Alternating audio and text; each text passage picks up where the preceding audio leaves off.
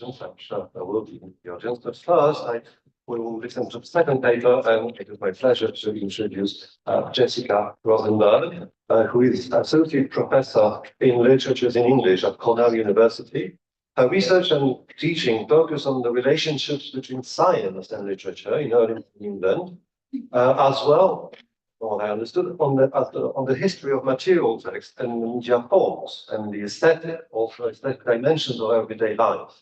She's the author of Botanical Poetics, Early Modern Plant Books, and the Husbandry of a very recent book last year, in which she actually manages to put into dialogue Tottle and Shakespeare's sonnets in one of the chapters.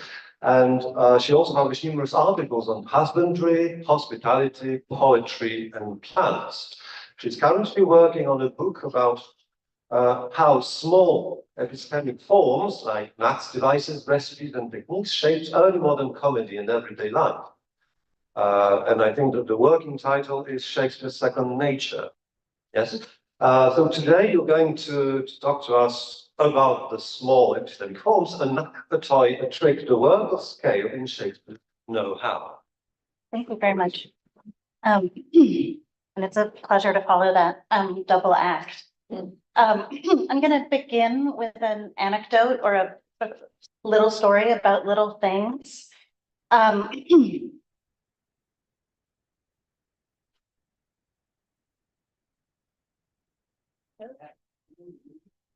It's not quite.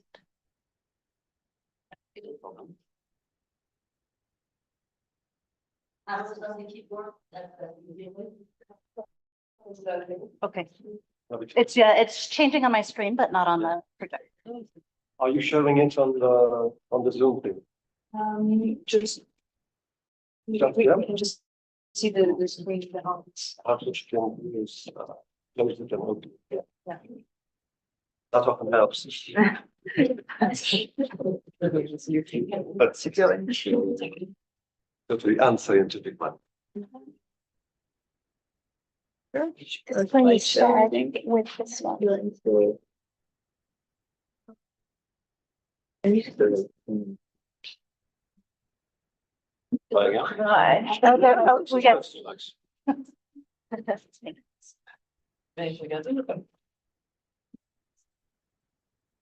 All right. Yes. Okay. So, in the epistle to his 1576 translation of Levinus Lemnius's Touchstone of Complexions, not necessarily a text that we'll be returning to many times over the course of the conference, but Thomas Newton tells the story of a certain dapper fellow in the court of Alexander the Great who performs a trick that Newton describes in the course of several sentences as a bravery and ostentation of his cunning, a vain trick and thriftless device, a practiced knack and notable singularity, needless and frivolous trumperies, a peevish practice, and finally an unnecessary mataiotechny. This fellow's singular skill consists in the ability to throw a chickpea, thus the chickpea, through the eye of a needle from pretty distance off, and that many times without any missing. In Newton's telling, the anecdote stands in for Alexander's opinion on all vain arts, foolish baubles, fantastical toys, and curious devices, an opinion that he confirms with the reward of only a bushel of chickpeas. So he should not lose the hoped fruit of that, his practiced knack and notable singularity. The ostensible purpose of Newton's example is less to shame that dapper fellow's vanity than it is to praise Alexander's judgment. As he concludes, the reward of a bushel of chickpeas was very fit to countervail such a peevish practice. The chickpeas countervail both in that they're a fitting counterweight to the value of this trick, namely small, and in that Alexander's performance of judgment resists or poses an opposite force to the vanity of the procedure. Acknowledging there's no useful end to that performance, Alexander provides him a bushel of means to continue to practice his knack. Both the example itself and the final term are drawn from Quintilian, where mataiotechnia or vain art comes third in a series of Greek terms for rhetorical abuse, following non-art, atechnia, and bad art, kakotechnia. The example will reappear in other settings. Just a few years after Newton's translation, in Montaigne's essay of vain subtleties or subtle devices, that's the title Florio gives it in translation. There, the chickpeas have changed to grains of millet, and Alexander has disappeared. Much later in Hegel's aesthetics, the anecdote reappears again, this time with a lentil, as a figure for mere copying. And this dapper fellow also makes a more recent appearance in Siennai's theory of the gimmick. The gimmick, which is in her account, another small form of questionable value, one that also links comedy and know-how. For Nye, Montaigne's account of the scene helps convey the non-systematic badness of the early modern proto-gimmick. The example is a lot like a gimmick, Nye argues, but not quite. It matters to suggest that this language of aesthetic judgment does not yet exist. Newton's translation, though, with its peevish practice and curious device and practice knack, gives us a sense of just how dispersed and copious the period's language for this kind of judgment was.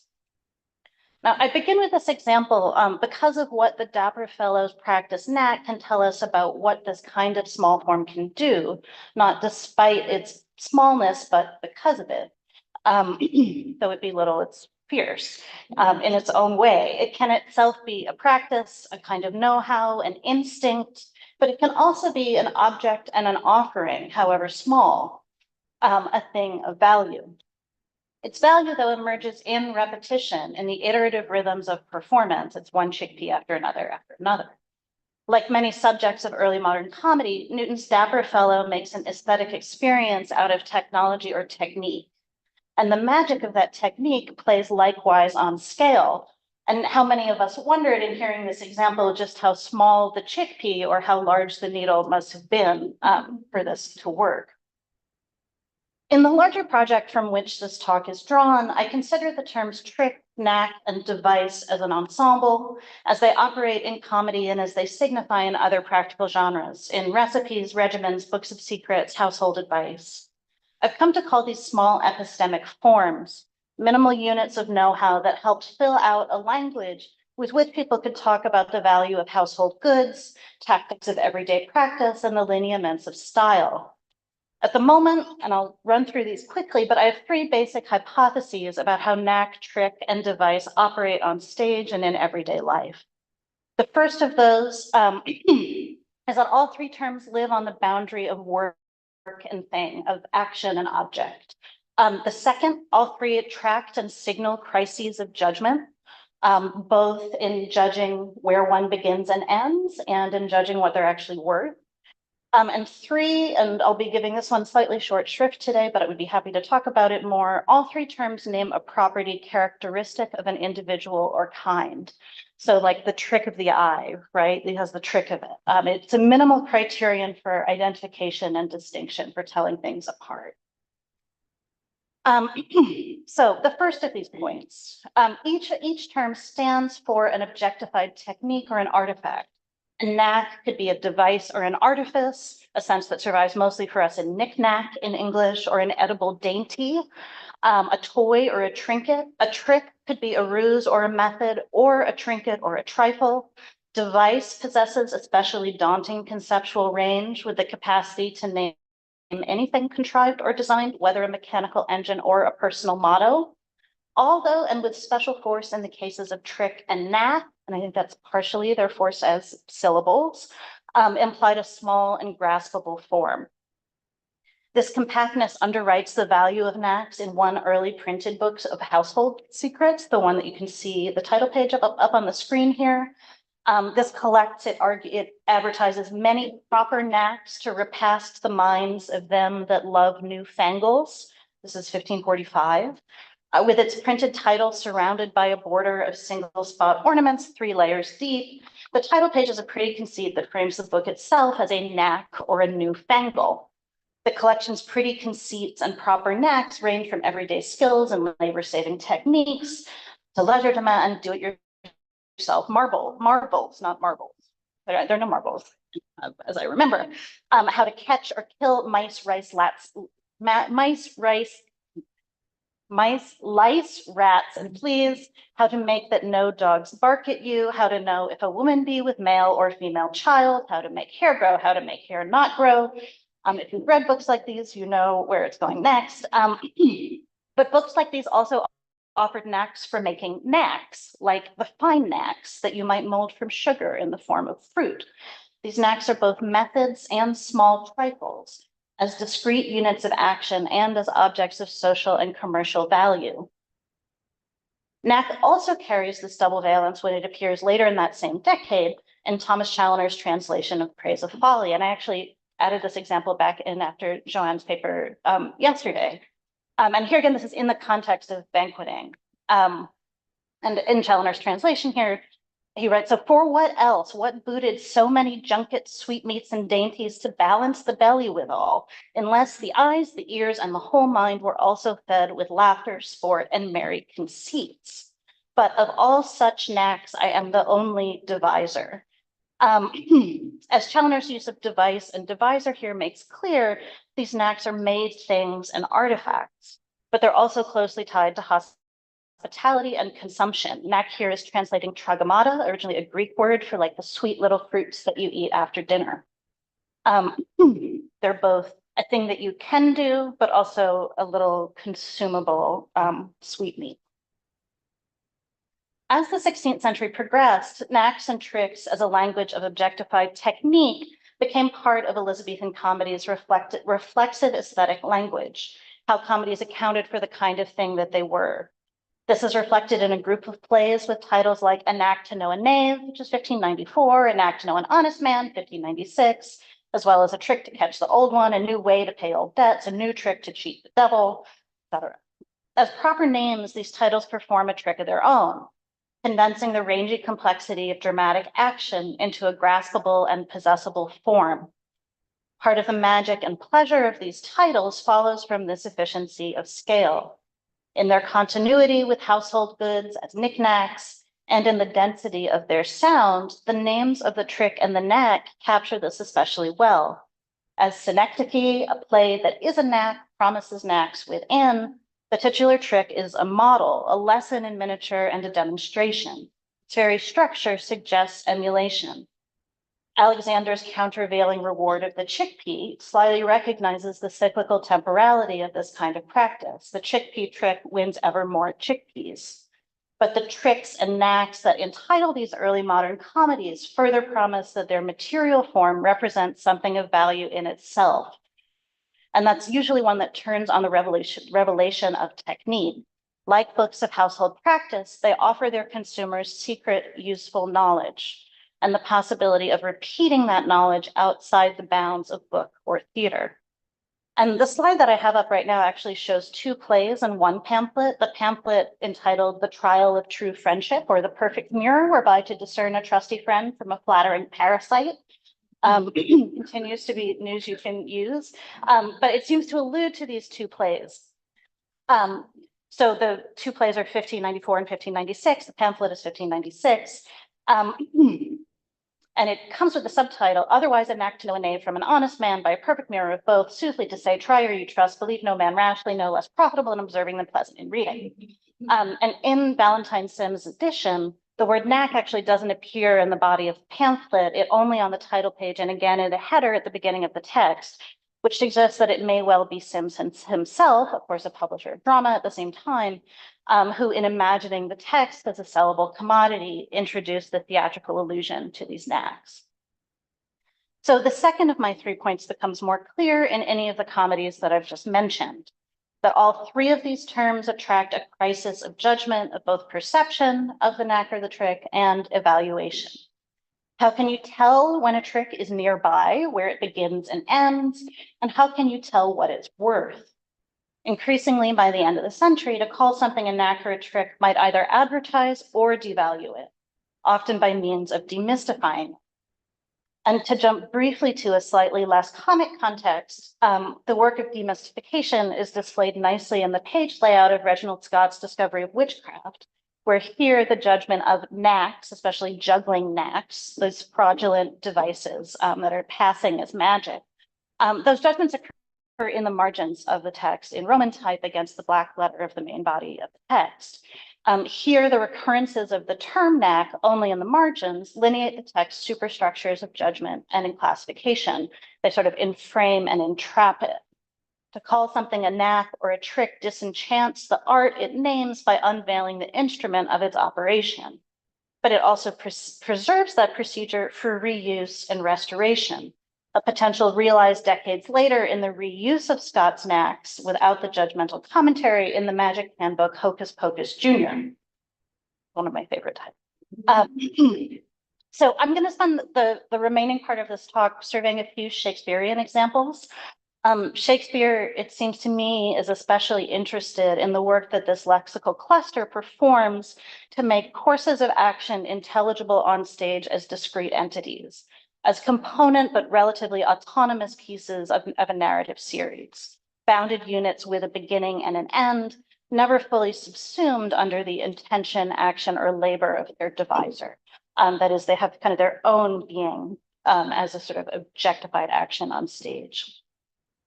Shakespeare saturates words like device and trick with anticipation and suspicion. And I'll be going through a few examples from Twelfth Night here, and I've just got them up here for reference. I smell a device, as Sir Toby Belch says, as he senses Mariah's plans for gulling Malvolio. He's echoed in The Winter's Tale by Autolycus's assessment of Florizel's clothes switching scheme when he says, I smell the trick on it. Smelling is an especially important sense for this, including, like, I think of smelling a rat just tied to these. But even before they've ripened, then these tricks have an ontology. They're earthy and thingly enough to give off a whiff. As expressions of aesthetic and social judgment, these claims assert the judgment of the speaker, usually in shouting distance of someone else who has failed to perceive that same trick. These tussles over discerning a trick, who does, who doesn't, who does but only too late, power a great deal of comic business. We might compare two other tricks in Twelfth Night, the forged letter that tells Malvolio to put thyself into the trick of singularity, or the dances that Sir Andrew Aguecheek has ostensibly learned, saying, and I think I have the back trick simply as strong as any man in Illyria. Though these are very different tricks, they nonetheless, we might say, share a trick. An accidental dirty joke, the comedy of Sir Andrew's back trick springs from blindness to his own double entendre, an ailment from which Mariah and Toby, as maker and smeller of devices, do not suffer. In both tricks, Malvolio and Andrew betray themselves with at best partial knowledge of what they in fact reveal in using the very word trick. This is a basic structure of comic deceit, of course, but I want to point out how the play text relies on the doubled or tripled language of tricking for this effect. Both characters are hoodwinked by trick's multiplicity. It is, as both hear it, a manner, a skill, or a device. It is also a trick on, a practice on each of them. Part of the comic pleasure produced here, I think, lies in its radical condensation in that single syllable of trick, as a smallest sufficient unit for this complex work of social and epistemic discernment. What kinds of things, then, were these small forms of comic knowing? How autonomous are those devices from the figures who use them to make them smellable? Are they work performed by the bodies and minds of characters, or are they independent objects or engines unfolding their own universe of consequences? This is something I think Shakespeare is very interested in.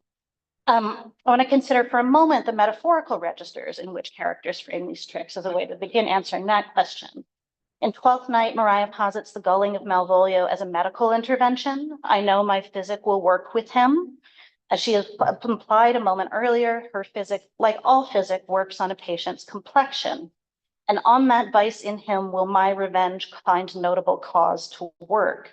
As Jason Scott Warren has argued, the gulling of Malvolio occurs at the intersection of the Johnsonian comedy of humors and public rituals of bear baiting and animal cruelty. Both cultural forms, Scott Warren suggests, depend on making visible the essence of a creature, vexing it to reveal its proper distinguishing qualities. And the device itself, I would add, depends on the extended temporality of its operation, the time it takes to ripen. As Maria next instructs, I will plant you two and let the fool make a third where he shall find the letter, observe his construction of it, for this night to bed and dream on the event. You have to wait for the device to ripen.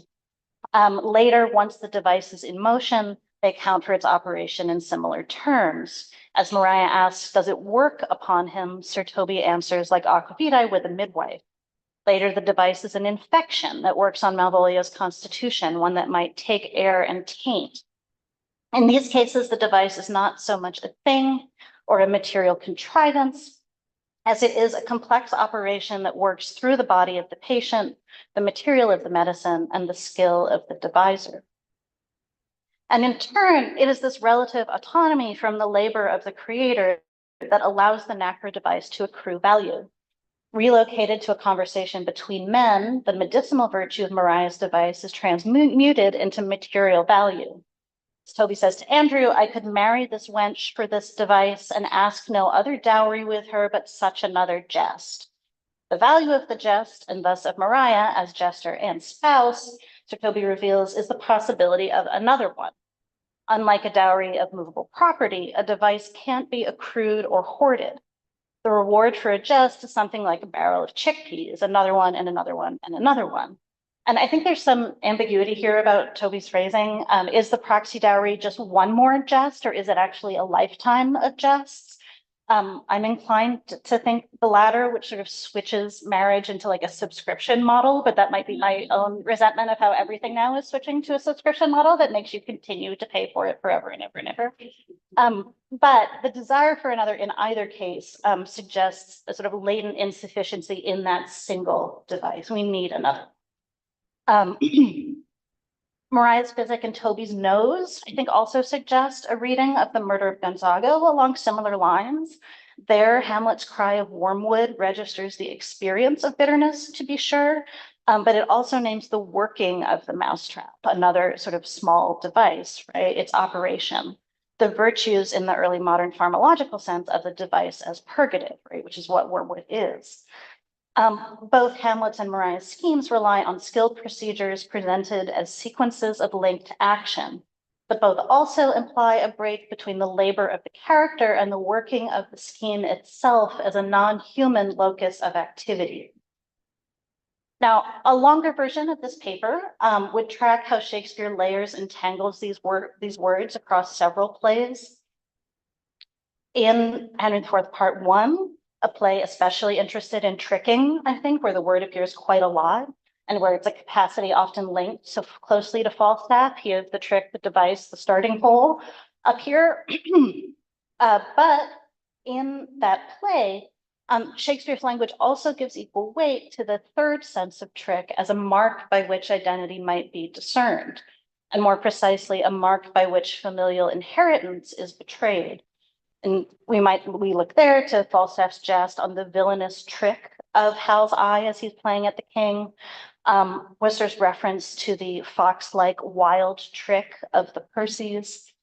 And of course, much of the play's drama falls precisely at the tense intersection between those kinds of tricking, between the Falstaffian capacity to invent ever more tricks and the inexorable trick of ancestry to mark, discern, and sort. It's very much what that play is about. A longer paper might also track this constellation across the Winter's Tale. Another play that is not strictly a comedy, but where I think the work of this language is saying something about the place of the comic. It is a play in which knacks and tricks are consistently underestimated and misjudged. In Act 4, Scene 4, in particular, the long sheep shearing scene is where you get the greatest density of this cluster of terms. There, the disguised Polixenes tells Florizel he would load his she with knacks, right? The kinds of things he would buy from Autolycus. And I think he's echoing somewhat there what Aegeus says at the beginning of Midsummer, and I'm rethinking this now in light of Hermia. But that his accusation that Lysander has enchanted Hermia with knacks and sweetmeats of strong prevailment, that she's been sort of a small thing, like overwhelmed by the small things that he's been loading her with. But moments later, after this, Polixenes has made Perdita herself a knack, as well as a fresh piece of excellent witchcraft and an enchantment as he turns in that moment. And in the winter style, I think this is especially fascinating, and I'm just going to end on this point, but that all of these earlier knacks and tricks are foils, and especially through Act 4, Scene 4, for the big trick of Act 5. A notable singularity that staves off sort of both the countervalence of Alexander the Great's judgment or the demystification of Reginald Scott, right? It never gets demystified, the big trick of the end of the play, of the statue coming to life. And the language of trick, knack, and device, one that I think is limited to the comic spaces of the play, doesn't enter there. We get instead the language of grace at the end. So I will end on that.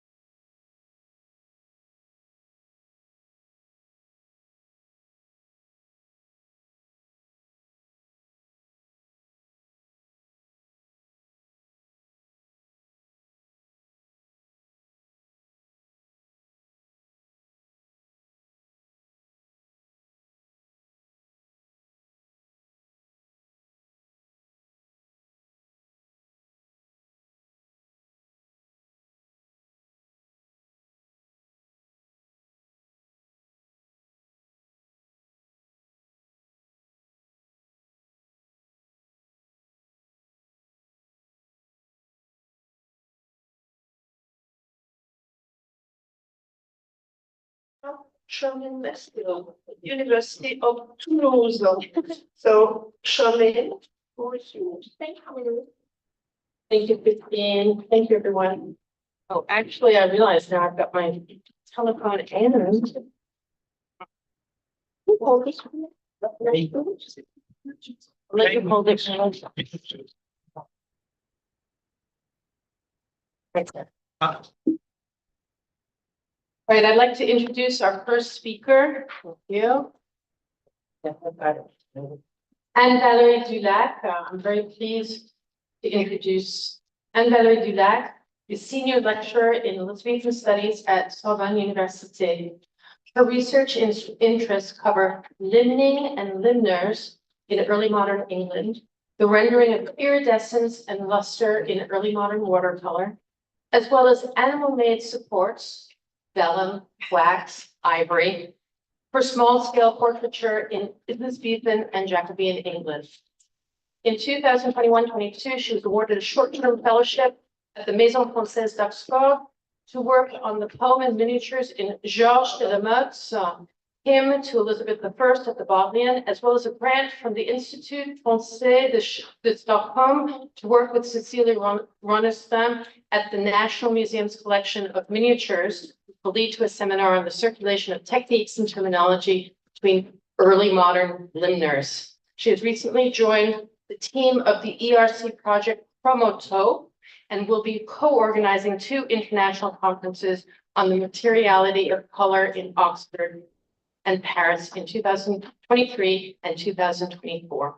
She has many publications on limning and on this art on watercolor. And today we are going to see a continuation of the work that she's been doing over a long period of time at this point that we all know and appreciate. Thank you so much. Over to you. Thank you very much.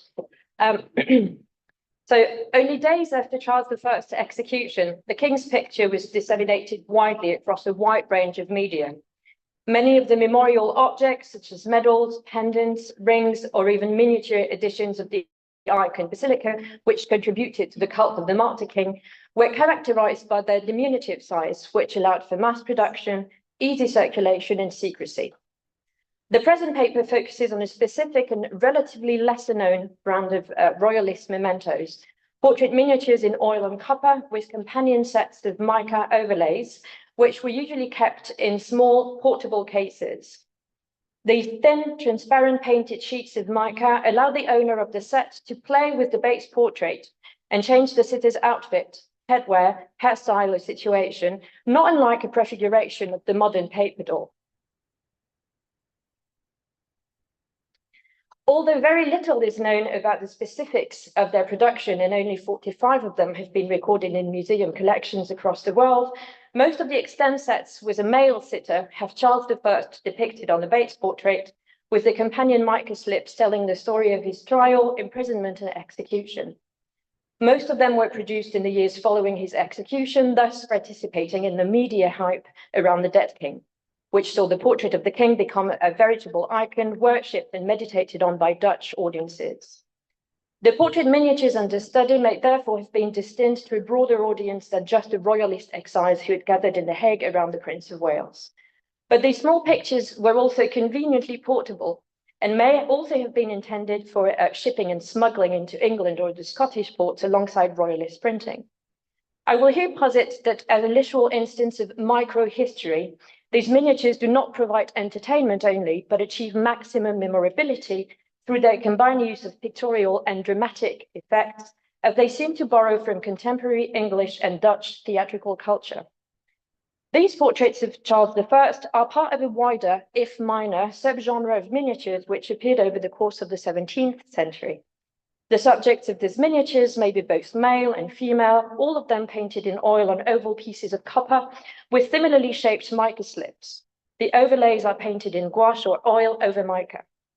The support for the portraits themselves, is copper, whose reflective surface was ideal to remain clearly visible underneath the overlay. Most, if not all, of these sets of miniature portraits are thought to have been painted in the Low Countries or by Dutch artists working in other parts of Europe. This may be related to the development and geography of printmaking in Europe, as copper would have been needed in large quantities for etchings and engravings, making copper plates readily available for painters too.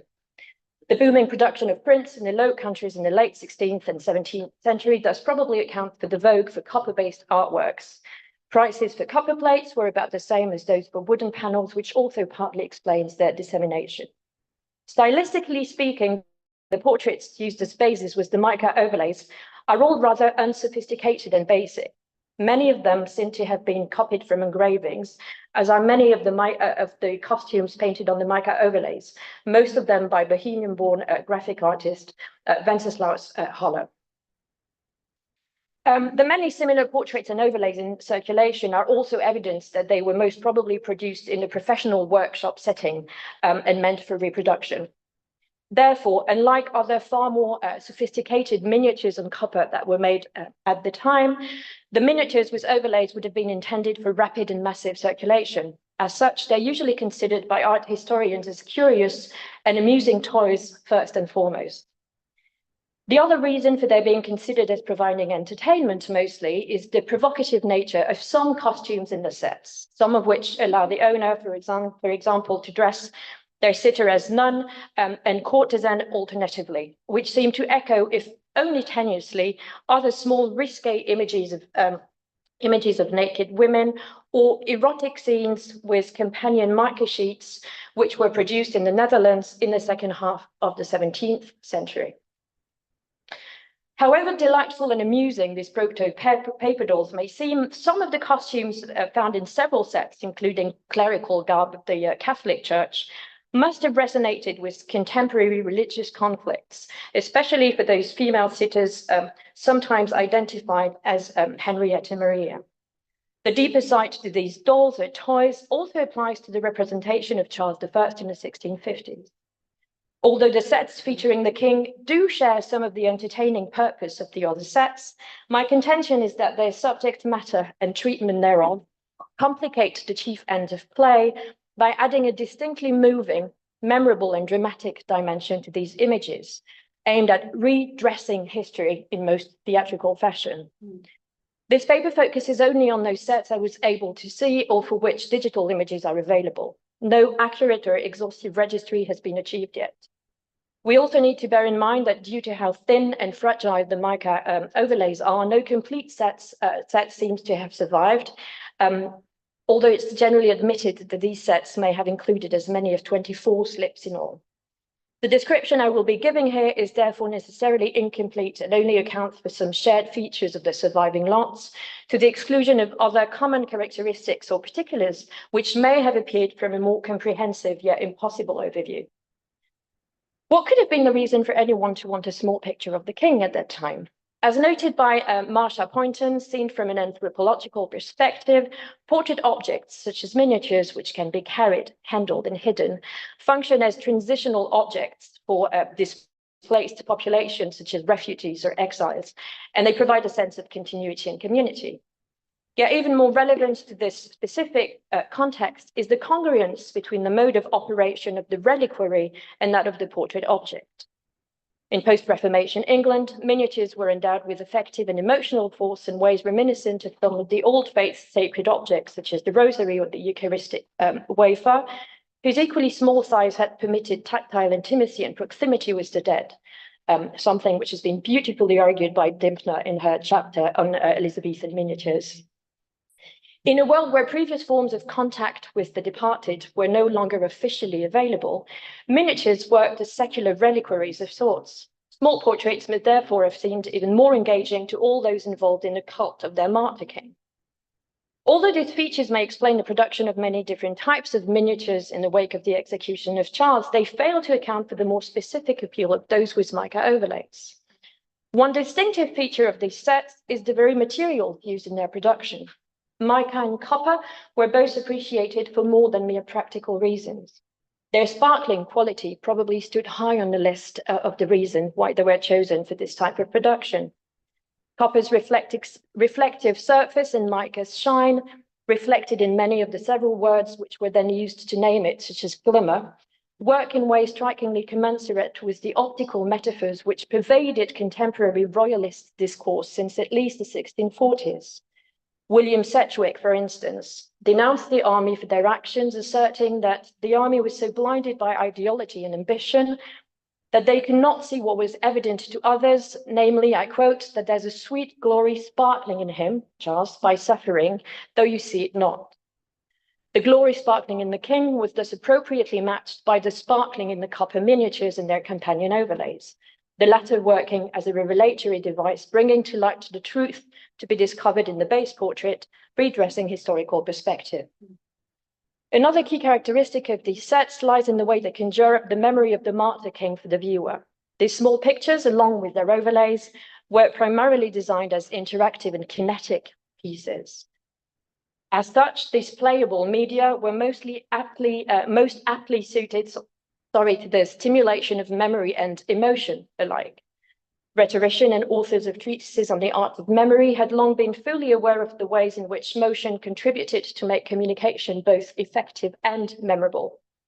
This interactivity may have served additional pedagogical purposes, given that playful activities and agency were becoming increasingly popular among pedagogues throughout the late 17th century. John Hall in 1649, for instance, argued that it was better to grave things in the mind of children rather than words, while in 1667, Bishop Spratt argued for a multimodal education that appealed to the senses, especially to sight and touch, in order to enable, I quote, the eyes and the hands of children to see and touch all the several kinds of sensible things. The portrait of Charles I, which the overlays endow with motion in order to make a greater impression upon the mind of their viewers, seems to have been designed with memorability and efficacy in mind. This is all the more crucial as they have to do with the cult of the king, which they contributed most forcefully to present as a martyr. One image common to all sets in my corpus is indeed that of the martyr. The centrality of the martyr imagery is indication enough of the importance of memorability in the making of these objects. In this regard, too, miniatures with mica overlays differ quite markedly from other more traditional mementos. Many of the jewels, the rings, the pendants, which circulated after Charles's execution, commemorated the king's death, with the addition of skulls, hearts, short ominous quotes or sentences about death or the date of the beheading in typical memento mori fashion. While they do belong to the same family of objects, the portrait miniatures with mica overlays tell a far longer story involving events preceding and following the king's execution and do not focus on his death only. Through the unfolding of the story around recurring episodes, not unlike stations in the king's passion, they seem to animate and revitalize the memory of the king instead by way of a moving approach. The essential hybridity of these works does not come only from their reliance upon the eye and the hand alike, but also from their very generic ambivalence. By adding a narrative dimension to the base portrait, the mica slips turn it into a history painting of sorts. Miniatures were not a very common format for Historia. Most history paintings at the time were large in scale. But the 17th century witnessed some new generic developments, including the exploration of both new formats and subject matters. Although still mostly a portrait art, miniatures were then opening to new subject matters such as history. At about the same time, history painters were also starting to look into new sources, other than classical or religious, to include more recent history into their works. Although our miniatures with mica overlays are nowhere close to the dignified grandeur of most history paintings, the mica discs do allow the portrait to tell a serious narrative, including exemplars of actions which are intended to have didactic overtones, as histories would. Many overlays in the sets under scrutiny also add one or multiple figures around the sitter, turning the portrait into a multi-figure composition, with recurring characters such as the executioner, jailers, or Bishop Jackson. The static quality of the portrait and the cramped painting surface available means that the scene with several figures do lack dynamism and naturalism. Yet they still turn the portrait into something different altogether, not unlike a history, which I will now be exploring in its theatrical rather than pictorial sense. The base portrait, once covered with one of the mica slips, turned into a scene within a greater narrative, thereby conferring upon the viewer a twofold position of audience and playwright. The affinity of these playable portraits with theatre shows in all extant sets of 17th century portrait miniatures with mica overlays, and not just those representing Charles I. This is perhaps nowhere as manifest as in the more recreational overlays representing costumes, whether fashionable, exotic, or fantastic, rather than events. As mentioned earlier, all the other known sets consist of a male or female sitter adopting changing fashions or cross-dressing in the case of female sitters. Significantly enough, those sets with Charles as subjects sometimes do come with costume overlays, in addition to the ones representing his trial, imprisonment, and execution. Their presence changes the tone and purpose of the sets slightly, given that the gravity of the story of the martyr becomes associated with the playfulness of the dressing up part. The idea of choosing a costume for the mere sake of being amused by their succession and variety may have been akin to the pleasure readers or viewers would have derived from leafing through the pages of costume books, a genre which had been gaining widespread success since the mid-16th century. Our miniatures, in fact, are not unlike animated and playful costume books. Wenceslaus Haller, whose engravings were used as a source for sitters and costumes, was himself the author of 2 costume books, which you have behind me. Now, the second one on the right-hand side of the slide, called Theatrum Mulierum, shows, or titled rather, shows that costume books were theatrical in conception and design. Now, the word theatre here, of course, is to be read as referring to a book giving a view or conspectus of some subject. Yet these books also came in handy to theatre practitioners and costume designers in particular. We know, for instance, that Inigo Jones took inspiration from Vitello's costume books for his Mask of Blackness, and this is only one among many other examples of the fruitful exchange between such visual production and the theatre world. In turn, masked costumes provided the inspiration for many overlays. Many male costume overlays for female sitters may have explicitly alluded to female maskers, all the more so as travesty roles for women were introduced for the first time in English theatre through Henrietta Marie's pastorals at court. This coincidence seems to strengthen further the connection between the fashions and costume displayed in the overlays and Caroline England's theatrical culture.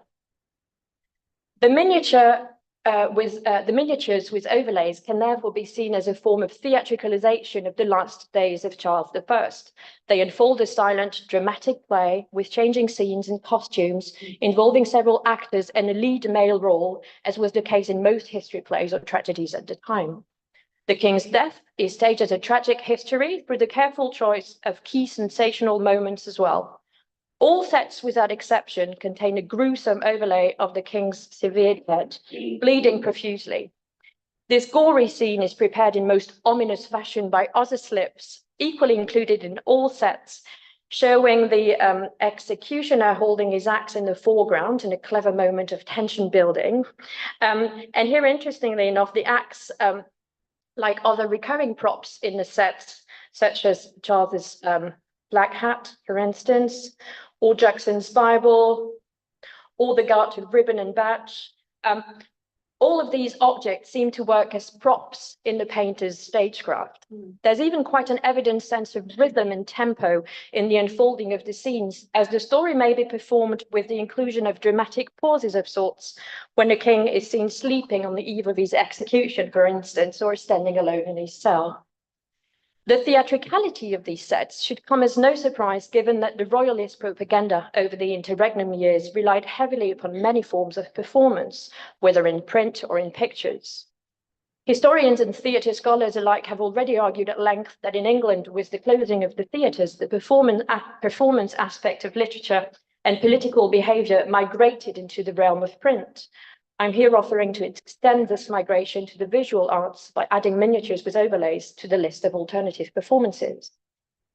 Yet, as they were produced in Holland or by Dutch artists, I would finally like to suggest that contemporary Dutch theatrical culture may also have played a part in their design.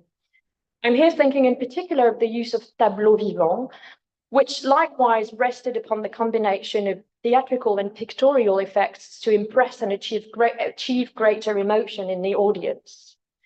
To give just one example, Jan Voss, for instance, who was most certainly the most successful playwright at the time and had made a name for himself with gruesome and awfully violent tragedies featuring tableaux vivants as a recurring dramatic device, was also responsible for staging the execution of Charles I as a tableau vivant for the welcoming of the dead king's daughter, Mary of Orange, into Amsterdam in 1660. The tableau was so cruel and vivid that the guest of honor fainted. Not only Dutch theatrical culture was particularly versed in violent death and gory spectacles, but it shows that Charles' execution was considered dramatic enough and material to be staged in all its brutality when the actual execution had in fact spared the audience the full view of the king's beheading by the use of swathers of black cloth placed around the scaffold.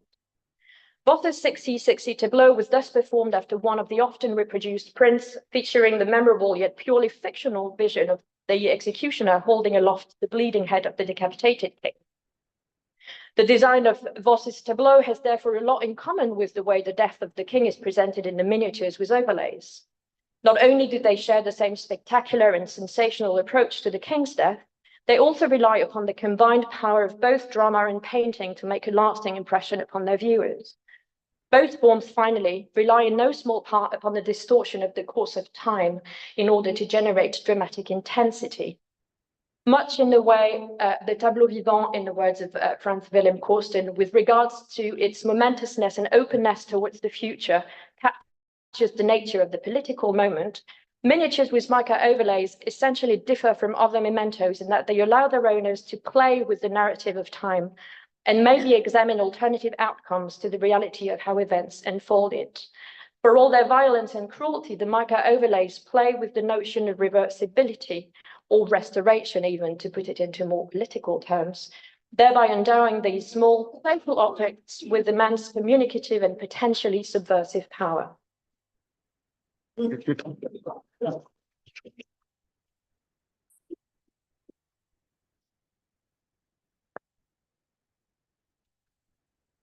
Merci beaucoup. Thank you so much. And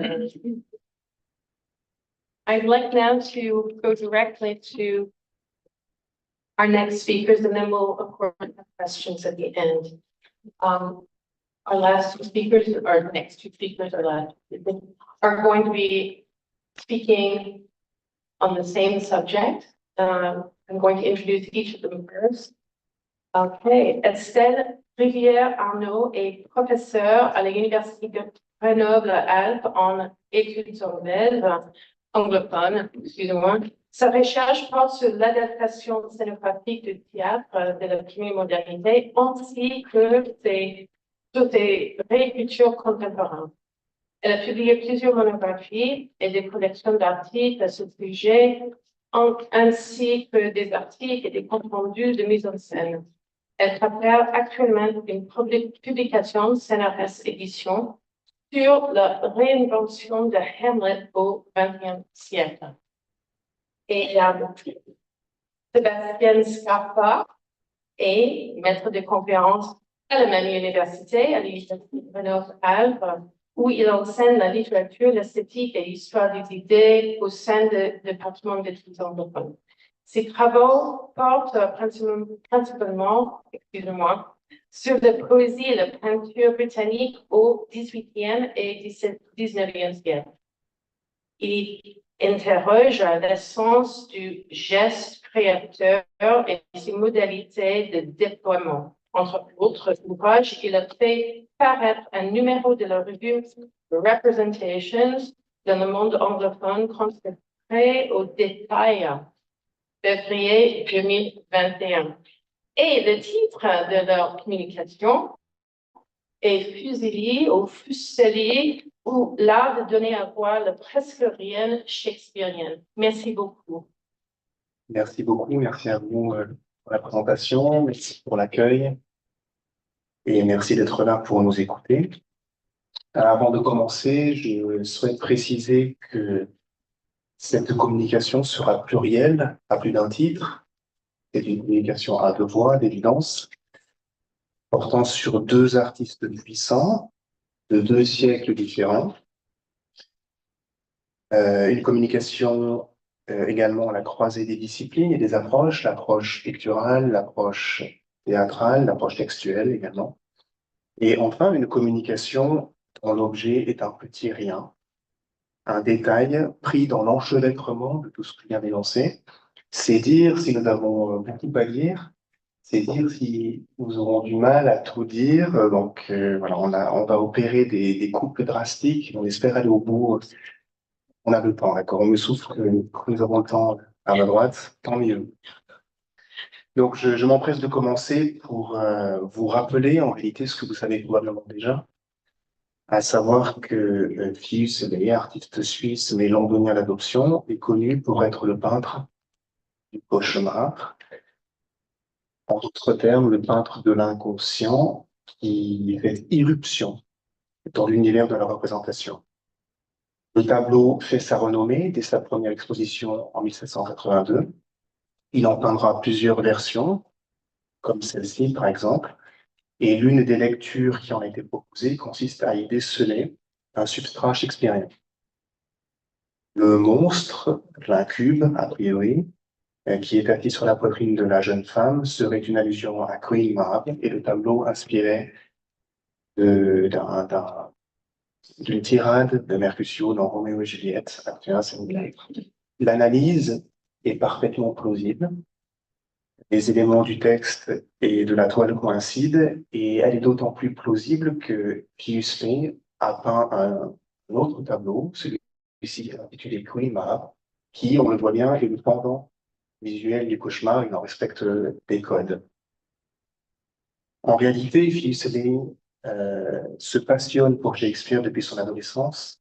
Il y est invité par son professeur, un professeur très charismatique, à la faculté de théologie de Zurich, professeur Borgman, que l'on voit à l'écran. Tous deux conversent de part et d'autre d'un buste d'Homère, qui surgit un petit peu à la manière du cheval dans le cauchemar. Ensuite vient l'exil londonien. En 1764, il s'installe à Londres. Il fréquente très assidûment les théâtres pour y voir des pièces de Shakespeare qui sont jouées. Et en 1789, il expose à la Shakespeare Gallery et ses toiles y sont très remarquées. Au point que la critique va le consacrer Shakespeare's Painter, le peintre qui est jugé le meilleur illustrateur des pièces du barde, celui que l'on juge le plus apte à capter l'intensité esthétique et intellectuelle qui les caractérise. Donc de très nombreux tableaux de Fiusley émanent de l'univers shakespearien. J'en montre quelques-uns. Titania and Bottom, par exemple, qui est une toile foisonnante, fourmillante, j'insiste un petit peu sur ce terme, fourmillante, c'est une toile où pullulent les détails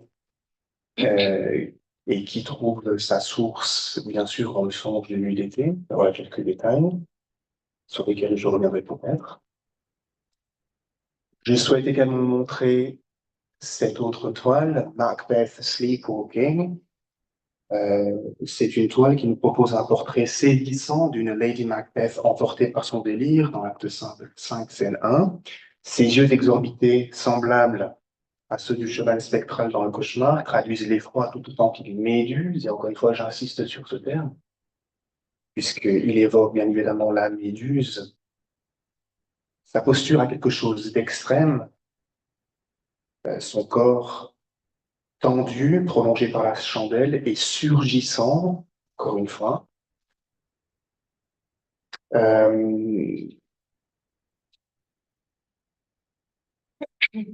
De quoi Lady Macbeth souffre-t-elle exactement? Qu'a-t-elle vu de si terrible? Vers quoi s'emporte-t-elle? Le médecin lui-même, figure archétypale de la connaissance rationnelle, et qui se tient en retrait dans ce tableau, ne peut répondre. This is beyond my practice, dit-il à ce moment-là de la pièce. Lady Macbeth s'emporte, elle s'avance vers le premier plan, elle s'approche de nous, qui nous situons hors cadre. Ce hors cadre qu'elle semble d'ailleurs désigner de son index. Par ce geste de monstration, elle nous oriente vers une autre toile de Fiusley, celle également célèbre des trois sorcières, The Three Witches, qui hantent la même tragédie. Elles aussi sont monstrueuses et elles aussi font ce geste déictique. Et pour reprendre une formule célèbre, je propose d'écouter ce que leurs pauvres mains racontent. Speak if you can, les exhorte Macbeth. Dans la pièce, les trois sorcières produisent des signifiants abscons. Imperfect speakers, selon Macbeth lui-même, elles parlent, mais restent muettes dans le même mouvement. Sur la toile, leurs doigts, ceux qui touchent leurs lèvres, évoquent des langues pendantes, tout autant qu'ils invitent à se taire. Tandis que ceux de leur main gauche, leurs mains sinistres donc, s'agitent pour former un amas de phalanges, assimilable aux pattes de quelque insecte étrange. Oui, un insecte comme la phalène, que l'on distingue à peine dans la noirceur, donc juste au-dessus de leurs mains, une sorte de bouger subreptice repérée dans les mailles du texte pictural, un mouvement fugace, presque imperceptible, décelé dans l'opacité du tableau. Ce papillon, apparaissant et disparaissant à la fois, est un insecte rare. C'est un sphinx tête de mort, un atropos, c'est son nom scientifique, sur lequel il faudrait que je puisse m'étendre, j'en aurai pas le temps, mais je voudrais m'étendre sur ce papillon. D'abord parce que Atropos, c'est le nom d'une des trois parcs dans la mythologie grecque. La plus âgée, celle qui coupe le fil de la destinée. Et d'autre part, Fiusley, qui se passionnait pour l'anthropologie, semble avoir cherché à mettre la main sur ce papillon toute sa vie avec obsession. Mais il s'agit avant tout ici, pour ce qui nous intéresse, d'un piège à regard, qui n'est pas sans évoquer un autre Memento Mori, celui anamorphique des ambassadeurs de Hans Holbein, quelque chose, un je ne sais quoi, presque rien en réalité, se suggère et mobilise le regard. C'est cela le détail, un insecte à l'échelle de l'œuvre globale. Insecte du latin insectum, soit ce qui est coupé. Détail du verbe détailler qui signifie couper en morceaux. Or, les tableaux de Fiusley, surtout ceux qui renvoient à l'univers shakespearien, regorgent de ce genre de détails que sont les insectes. C'est le cas des Slave Sisters, c'est le cas de Titania Bottom, comme vous l'avez vu. C'est le cas de Queen Mab, vous avez sans doute remarqué les papillons. C'est le cas de Puck, voilà quelques captures d'écran encore une fois. C'est le cas très intéressant de The Infant Shakespeare Between Tragedy and Comedy, je pourrais peut-être y revenir tout à l'heure. Et c'est le cas de ce tableau-ci, Beatrice Eavesdropping on Hero and Ursula. C'est cette dernière œuvre qui va nous intéresser plus particulièrement. Ici se trouve le papillon dont je parlais, et le voici ici en gros plan. Que signifie la présence de ce papillon posé sur la robe de Béatrice? Il n'est pas là par hasard, Fiusley l'y a placé à dessein. Daniel Arras, dans son histoire rapprochée de la peinture et dans On n'y voit rien, a écrit des pages remarquables sur l'escargot qui se trouve dans cette toile de Francesco del Costa. Il y explique que le détail incongru sert à minima une double fonction dans l'économie de l'œuvre, une fonction symbolique et une fonction structurelle. En quoi le papillon fusélien renvoie-t-il à l'univers de Shakespeare et à Much Ado About Nothing en particulier? Que symbolise-t-il et surtout nous renseigne-t-il de quelque manière sur une logique interne à l'œuvre? Comme nous allons voir avec Estelle, le papillon suppose tout d'abord un bestiaire qui est effectivement présent dans l'œuvre, mais ces mouvements erratiques font aussi de lui le symbole de l'oscillation, de l'hésitation et de la trajectoire brisée, qui sont des notions clés de l'intrigue. Son organicité, deux ailes palpitant de part et d'autre d'un axe central, suggère également la symétrie et la mise en regard d'éléments opposés. Ce sont alors les thèmes du double et du miroir qui émergent. Et enfin, ces métamorphoses, la chenille devient chrysalide, puis papillon aux ailes déployées. Eh bien, ces métamorphoses signalent la possibilité d'une renaissance et d'un redéploiement au-delà de toute fixité, soit des attributs mêmes du texte shakespearien, qui est un texte mouvant, en devenir constant parce que chargé de polysèmes, un texte au sein duquel le terme est en réalité un commencement, et où le sens particulièrement ductile, toujours s'inachève, en effet, de signifiance. Je termine pour dire que William Blake, contemporain et ami de Fuseli, est l'auteur de cette formule célèbre, To see a world in a grain of sand.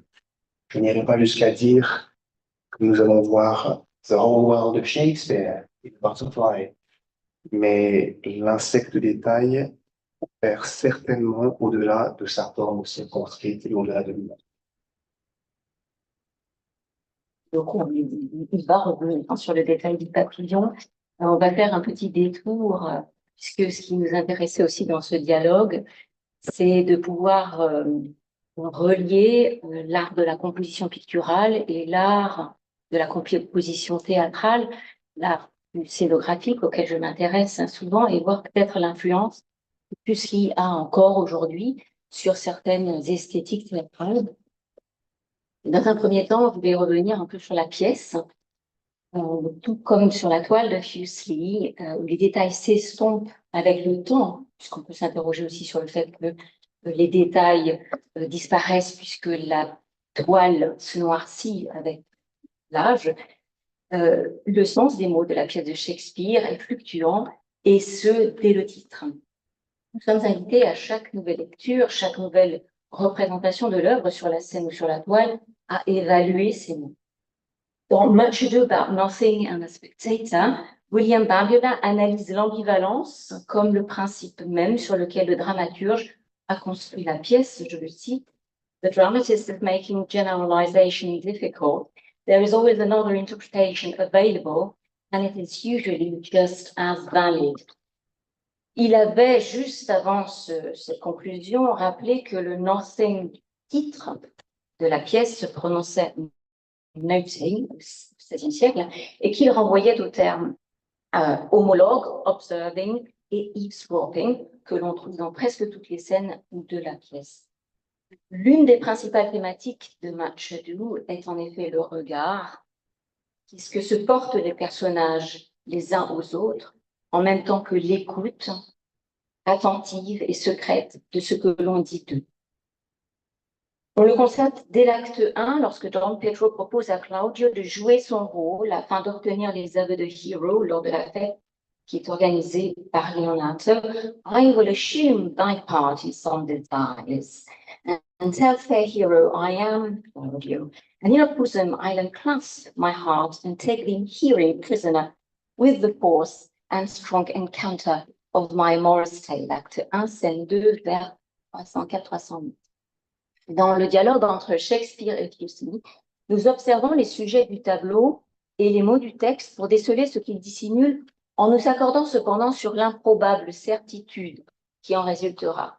Car Much Ado joue sur le fond semblant, deception, terme qui vaut pour l'art pictural comme pour l'art théâtral, puisque dans ce dernier, le déguisement, Sky, agit en maître, puisqu'on l'a entendu dans l'exemple juste avant. La scène représentée sur le tableau de Fuseli correspond à l'acte 3, scène 1, moment central de la pièce et souvent extrêmement divertissant dans ses représentations scéniques. Selon l'édition New Shakespeare, chez Cambridge, qui se réfère au quarto de la pièce, elle se déroule dans un verger, au milieu des rangées d'arbres fruitiers. Hero, Margaret, Ursula sont censés piéger Beatrice.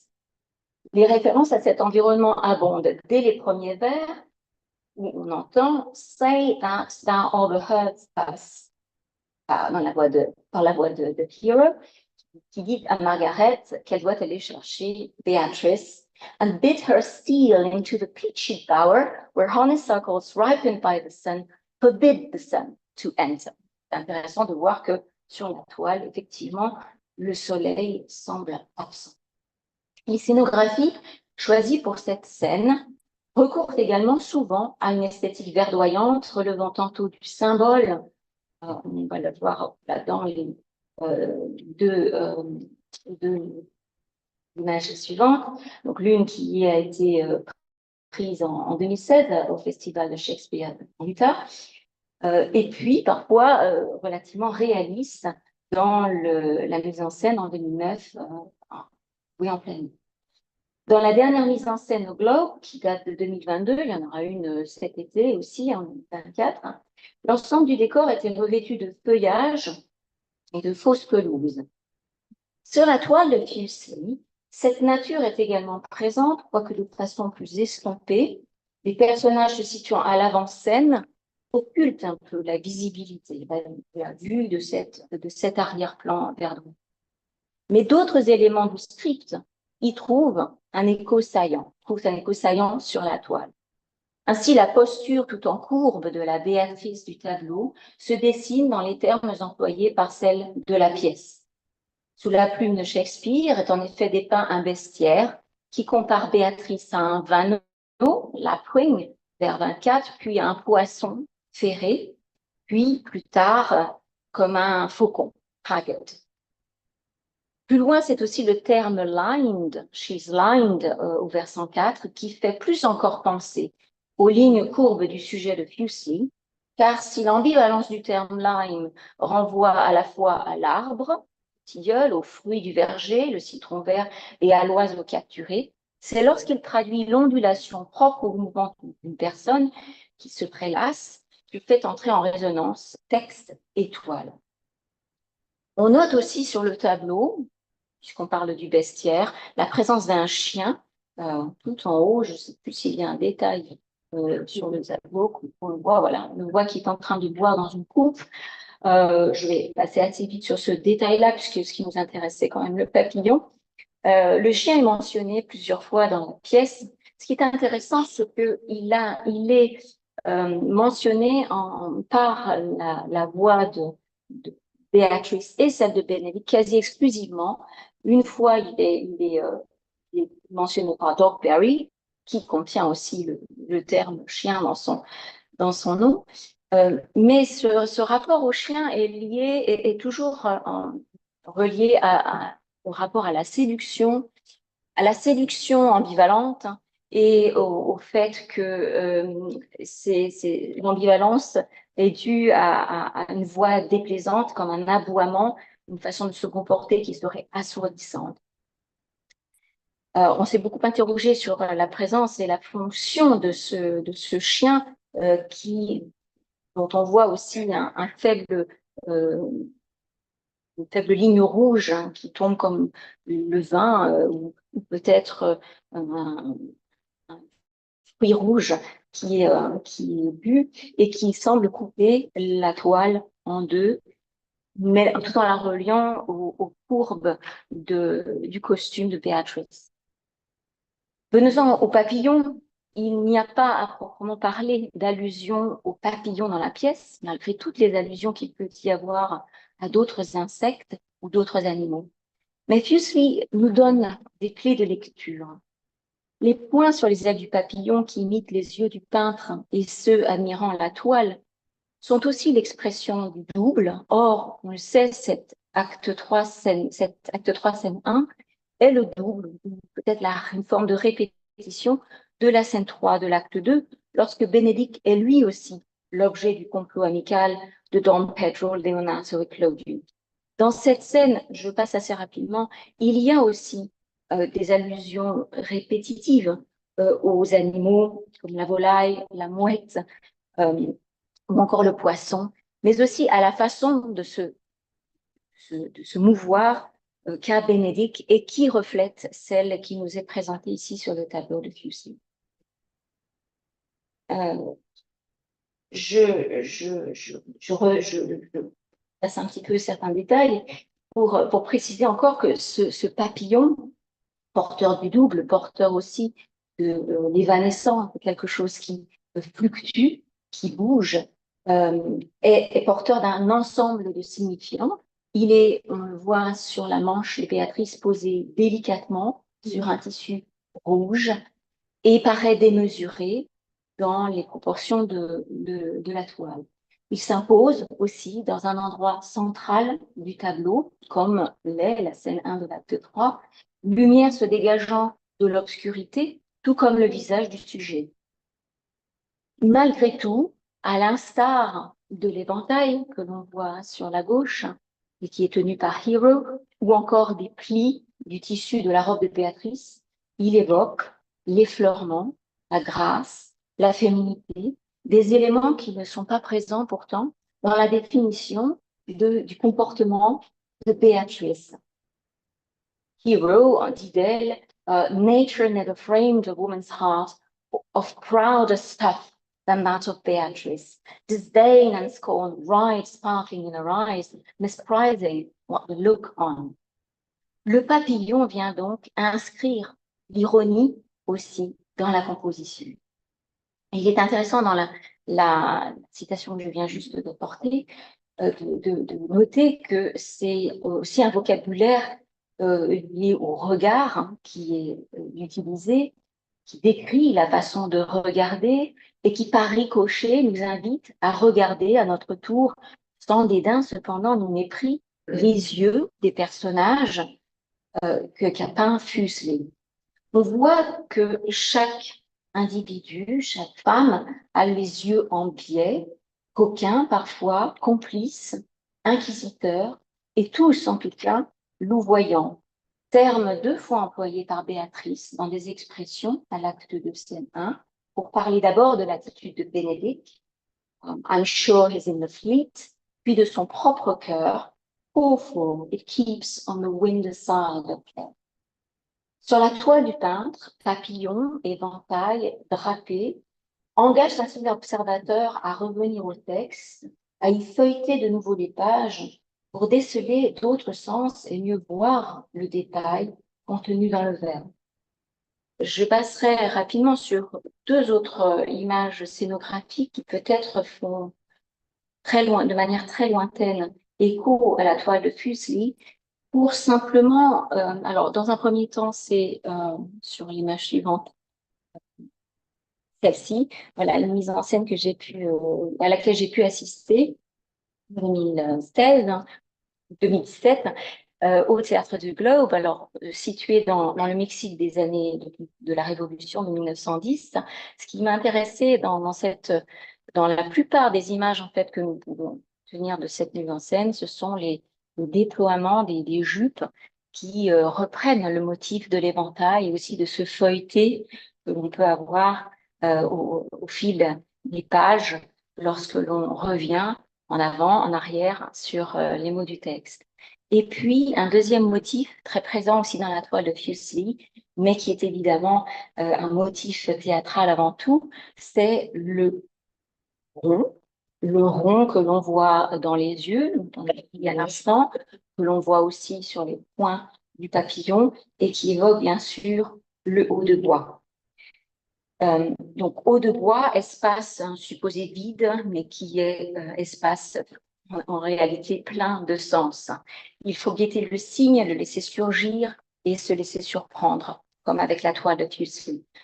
Ce haut de bois, c'est donc aussi l'œil du spectateur qui attend le surgissement du sens à travers le signe, que ce soit devant la scène ou devant le tableau. On le voit ici dans ces différentes représentations.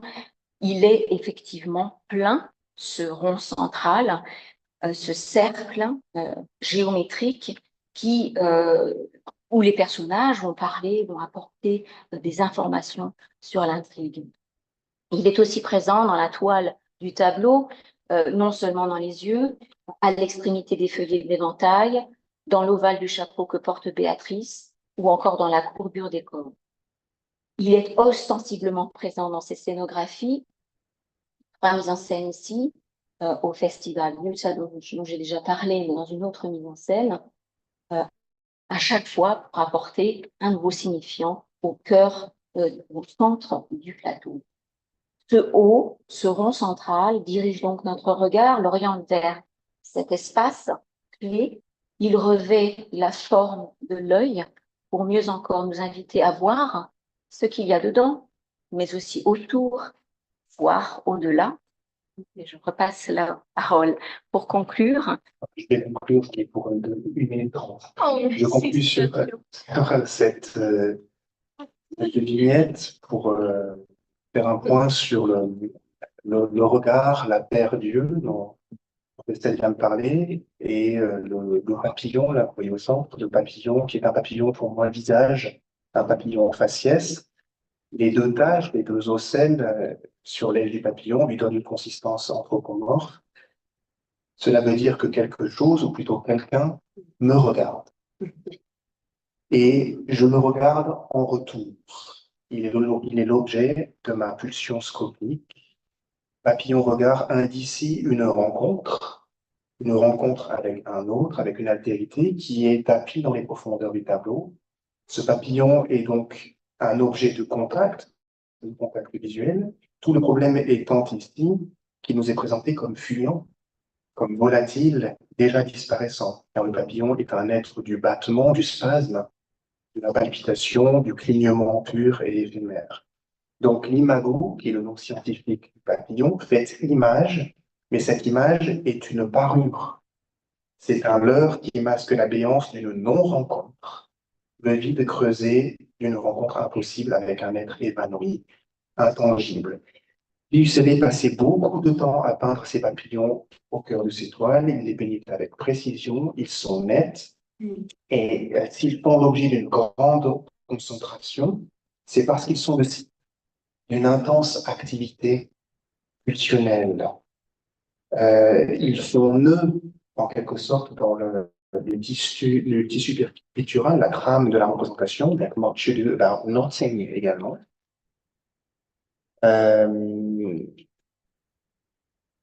Et quelque chose d'essentiel, donc bien si signalé, mais ce quelque chose d'essentiel est aussi fondamentalement évanescent. L'artiste aura beau faire, l'objet de son désir demeurera toujours beyond this practice, comme dit le médecin dans Macbeth. Derrière le détail, donc, nothing, ou no thing, ou note, être thing of note, je ne suis pas shakespearien, mais pourquoi pas. Donc la chose, pour dire les choses avec Lacan, cette chose qui demeure hors cadre, qui ne peut être représentée que par autre chose qu'elle-même, car pour le sujet désirant, elle occupe un espace qui est vide de signifiant. Je termine par une citation de Pascal Quignard qui écrit, je le cite, « Une image manque dans l'âme. On appelle cette image qui manque l'origine. Nous la cherchons derrière tout ce que nous voyons.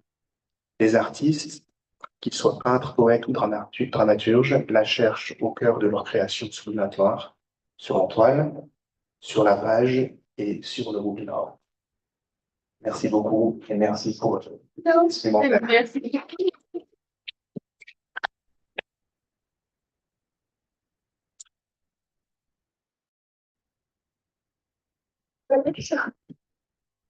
Merci beaucoup à tous les trois. Vous êtes dans le temps d'essayer non, donc, there were no worries there. Et donc, j'aimerais bien ouvrir, voilà. Merci à vous pour ces 2 communications. Ma question s'adresse à Anne-Valérie. Est-ce que on sait comment se sont transmis ces petits bijoux, ces miniatures, et à partir, disons, ma question, c'est à partir de quel moment sait-on, à partir de quel moment ils ont pu perdre de leur valeur relique, si on veut, et qu'ils ont atteint le marché de l'art, etc. Est-ce que c'est possible de le tracer, ou est-ce que, voilà, ma question, est-ce que c'est des objets qu'on se transmettait de génération en génération comme un memento ou pas? C'est très difficile de le savoir. On a très peu d'informations sur ces petits objets. Il y en a très peu d'abord qui ont été conservés. Ils apparaissent un petit peu avant les miniatures qui représentent Charles I et en particulier l'exécution, etc. Visiblement, ce ne sont pas les premiers exemples. Ça a commencé un petit peu plus tôt, plutôt à titre de divertissement. On a aussi des exemples de miniatures qui servaient plutôt la moquerie ou la satire politique. On a notamment des miniatures avec des overlays qui représentent la vie du pape pour le déposer sur le roi. On avait voilà, une version un petit peu satirique avant. Donc, il y a plusieurs états de l'objet. Il y a aussi ces miniatures de mode plutôt. Il est difficile de savoir comment elles circulaient. Aujourd'hui, on les trouve essentiellement donc, aux Pays-Bas, en France. On appelle ça des miniatures à transformation en France.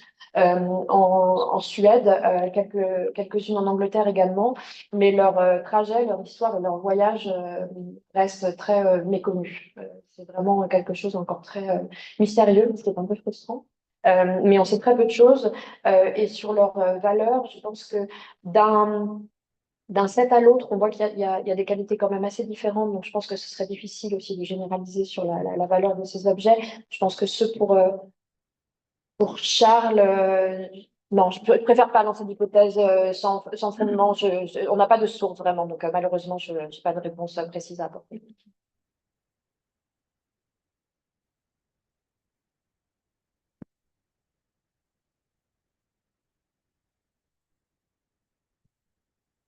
Merci beaucoup pour les discussions très intéressantes. J'adore Fuseli, mais ma question est aussi pour Anne-Valérie. I was very interested in what you were saying about these miniatures as taking on quite maximalist themes like history painting. And I wonder, is there any possibility that these miniatures are alluding in some way to the kinds of paintings in Charles's own art collection, which was quite widely known and celebrated? Is that a possibility? It's a very good question. I really don't know. The thing is, from what the sort of the rather lower quality of the portraits in particular, it seems that they've been made for commercial purposes initially. I'm not too sure that we could sort of see any form of artistic gesture or reference. I'm not too sure about this, but it could be. Then again, we know so little about these small pictures that it would be very difficult to see. But it's a really good idea, actually. Yeah.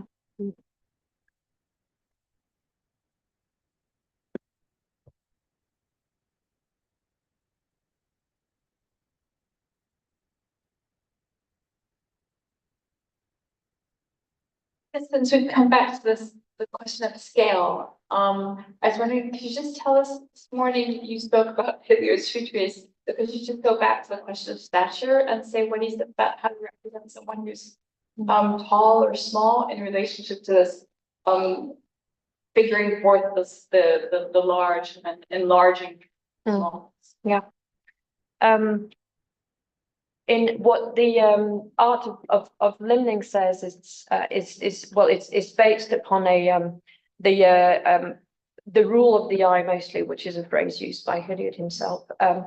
And in addition to sort of not really mathematical, but rules of proportions and sizes by which Hilliard says that you'd recognize in a picture. You know, you could tell a tall man from a small man. There's also a sort of habit or grammar of the eye, which is sort of attuned to gauging proportions and sizes. So it's a sort of mixture of impression and calculation, really.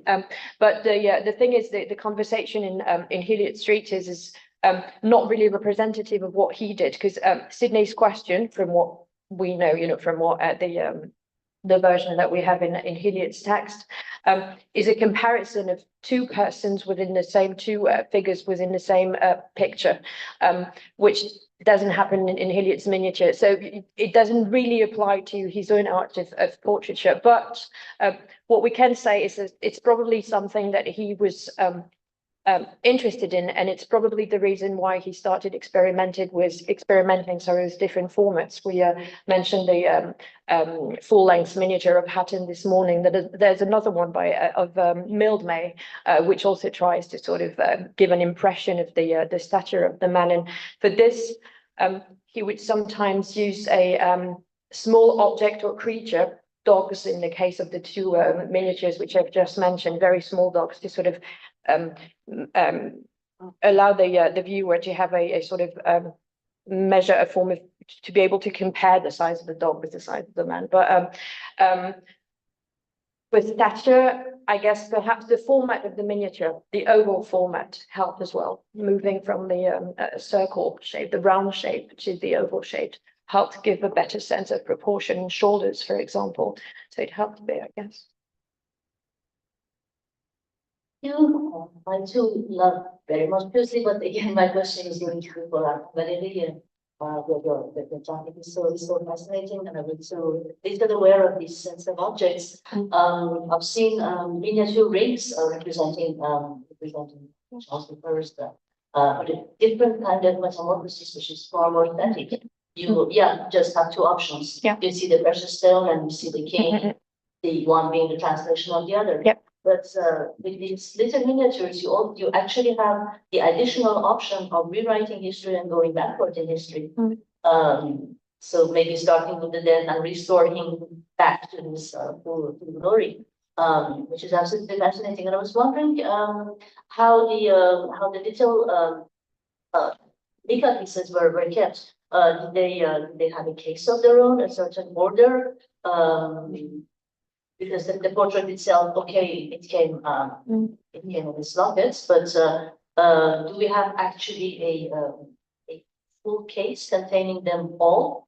They were usually kept in the same boxes, in the same case as the portrait itself. I've come across only one example of a picture that was kept underneath the sort of glass lid, and the mica slips went underneath within the box. So it's the only example that but for this specific example, the miniature was on vellum as well, not on copper. So it's a slightly different kind of object. So not sure it, falls into the same category really, but for these sets that I've been looking at, they're all kept in the same box, which is also partly the reason why they were so damaged, also because they were just on top of each other really. And sometimes you get mica overlays from other sets in another box. In one of the cases with a miniature of Charles I, you have 3 or 4 slips, I think, clearly belonging to another set with a female sitter. The slips are far smaller, and the type of costumes that you have. So they were played with, and they were just all kept in the same box, and there's nothing regarding their order, which is fascinating because it's depending on how you use the lockets. I mean, if you use them as an object of devotion or a memorabilia in your own home, maybe Completely. leaving them on your table or changing them each day. I don't know. True. Yeah, there's really a dimension of agency and which is why they're so fascinating, and how they're playable. The viewer to actually rewrite history. Exactly. And there's even some of the overlays which are very hard to describe, as some episodes which are very unclear. On some overlays, it's very difficult to determine what it was supposed to represent, which moment exactly in a trial or execution or imprisonment. So it's not always very clear. The order is only ever putative. You can never be sure of the order you could use, which makes them even more interesting, because as you said, you can play history in reverse order, or jump episode and pretend he was never executed in the end. And they're very well, again, interesting for this.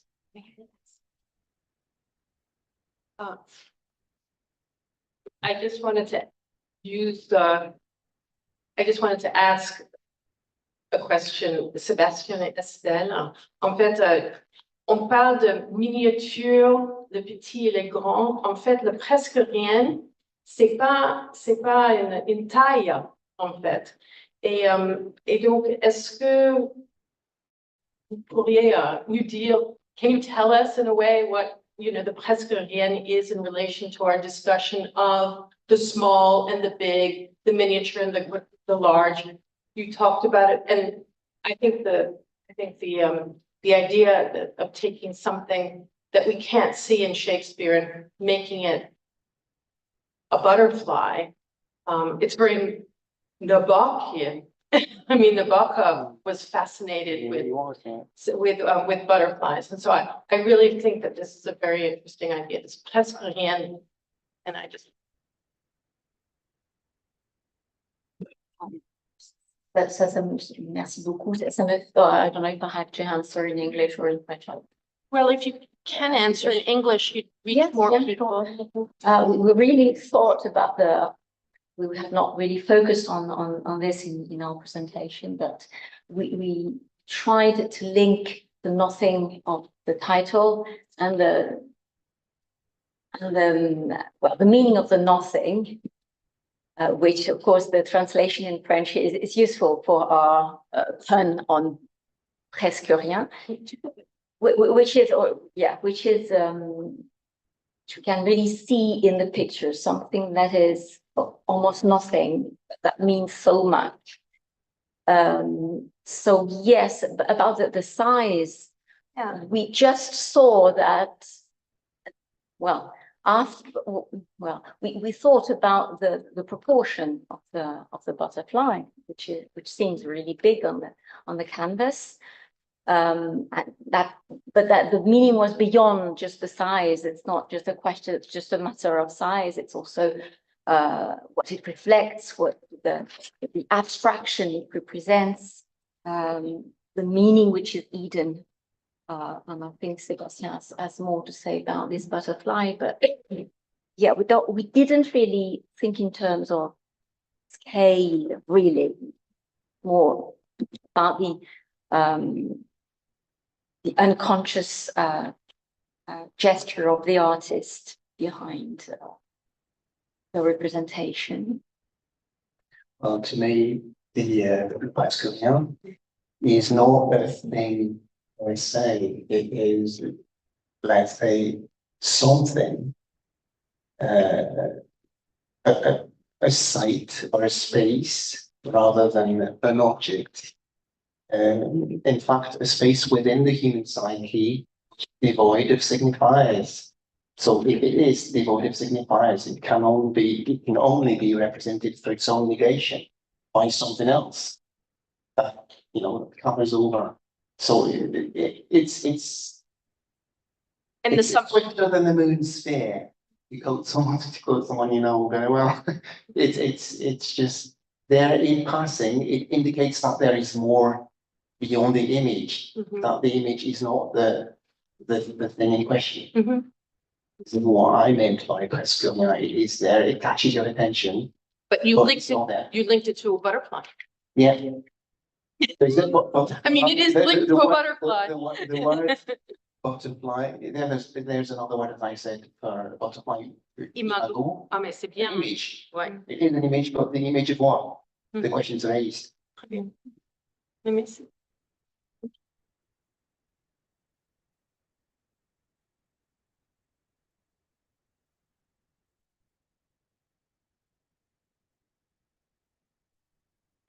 Should I ask a question in English? Yeah, you said the image. You just said the image of what? And I'd like to ask that question on an even more basic level. I sometimes have trouble identifying. Well, you said what the details were, but sometimes they look like something else to me. Like the fan, but they were playing cards. When I first saw them. The eyes on the butterfly look like cufflinks. And that happens a lot. And I'm wondering if it's just that I can't see very well. I don't know, and maybe I have like the fancy, I don't know.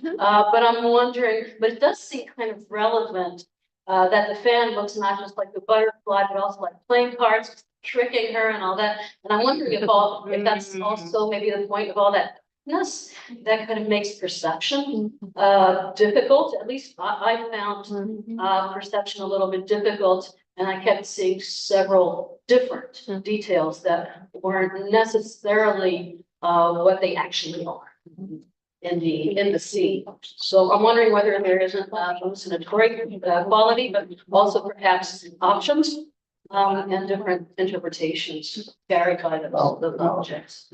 Thank you very much. This is very typical of use of this style, the chiaroscuro technique means that certain things are supposedly appear, become manifest, but it's hard to say what they are because part of them recede in the background, so to speak.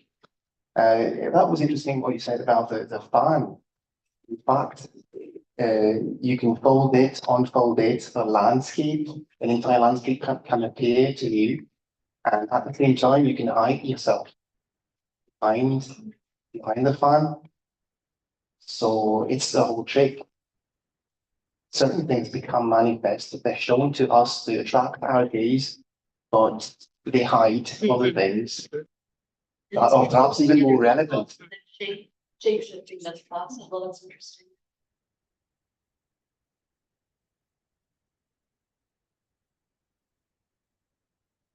Well, I think that, well, we will continue. I think it's time, if you have any more questions, we have a pause now. And thank you so much. Thank you. Please give a warm thank you.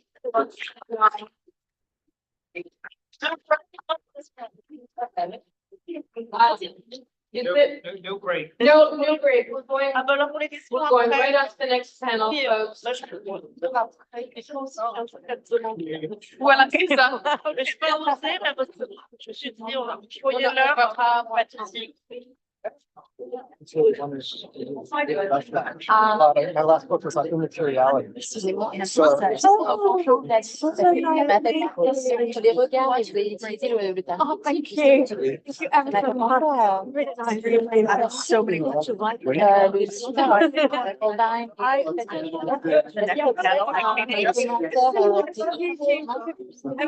Commentaire récurrent. I have so much. No, you're lovely. I mean, I won't be with them. Oui, je pense qu'il y a quelques jours. Sure, I will make time for you. Of course. And then find kind of worry about them. But I would love okay. Thank you so much. Thank you. Really, really very much. Thank you. Is this yours? Il n'est pas foncé. Oui, Oui, c'est vrai. Quand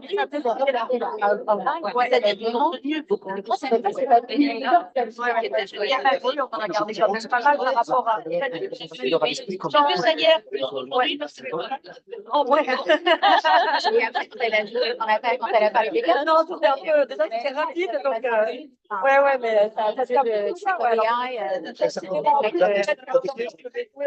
Oui, avec, je l'aurais tout le temps, on se jamais. Mais quand même, c'est incroyable. Il y en a un très bel exemple de musée carnavalaire. Très belle. Je crois que c'est le seul en France. Oui, dans un musée, il y en a sûrement dans des privés, quoi. Mais, ah bah oui, je sais pas. Carnavalaire. Voilà, exactement. C'est exactement ça. Mais c'est des objets incroyables. Ça fascinant. C'est pas erroné. C'est vraiment précieux. À la fin, ça paraissait tellement évident. De rien, merci. Oui, enchanté. Hello. Well, very good.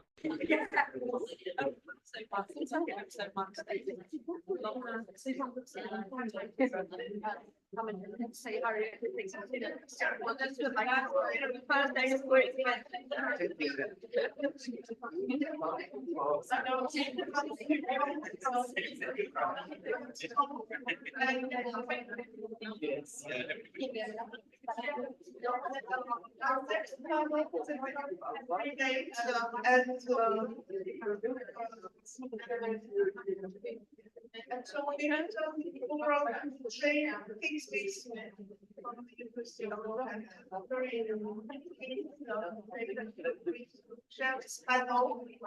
So floor is going to be used very soon, as soon as we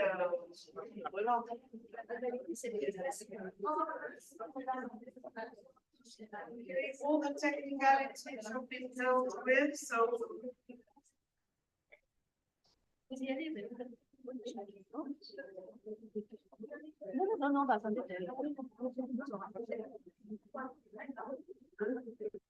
Karen, or is that your water? Okay.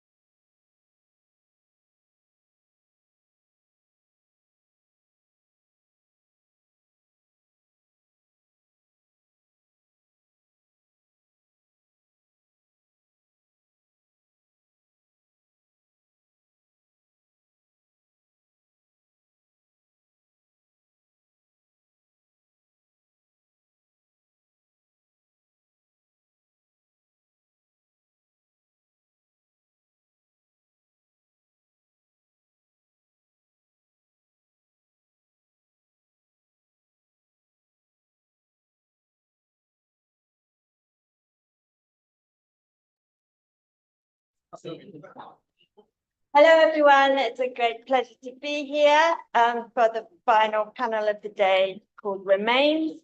And it's my great pleasure to introduce Dipna Callahan, who is University Professor, and William L. Safir Professor at Syracuse University. Dipna has been the shortest, most modest biog I've probably ever seen. She describes herself as having written several books. Which is somewhat of an understatement given her impact on Shakespeare, women in the early modern period, and feminism. I do have to particularly mention her most recent book on reading Shakespeare's poetry, which I'll be buying on Amazon as soon as the panel is finished. So over to Dipna. Thanks. Thank you. Before we start, I'll just point out the figure that I'm going to be talking about. Perhaps in violation of the conference description, is this one up here on the right, the little fella up there, the corner. Can you hear me on this? Yes. Okay. Linda Naucklin's assertion that the fragment is a metaphor of modernity is now all but axiomatic among art historians. However, the same might also be said of Shakespeare's world, where the overwhelming experience of art in early modern England was of shattered objects, of artifacts damaged, despoiled in the midst of the iconophobia unleashed by the Protestant Reformation. This historical circumstance, I will argue, is key to the depiction of visual culture in Shakespeare and to the strategies of theatrical and poetic representation deployed there. Approaching Shakespeare's rendition of visual art from the perspective of the partial and the fragmentary results in a radically altered understanding of the concept of representation. For Shakespeare has been taken to represent life as a plausible totality, and to this view, Hamlet's instruction to the players to hold the mirror up to nature has been untiringly adduced as evidence. Yet, as the call for papers for this conference reminded us, there is in Shakespeare an issue of scale, quote, a fine balance between the very large and the very small, unquote. It is this relationship I intend to probe today via Shakespeare's image of the Colossus of Rhodes in Antony and Cleopatra. Renowned not only or even primarily for its size, this statue was mainly famous for having, by oracular decree, lain in pieces for nearly 1,000 years.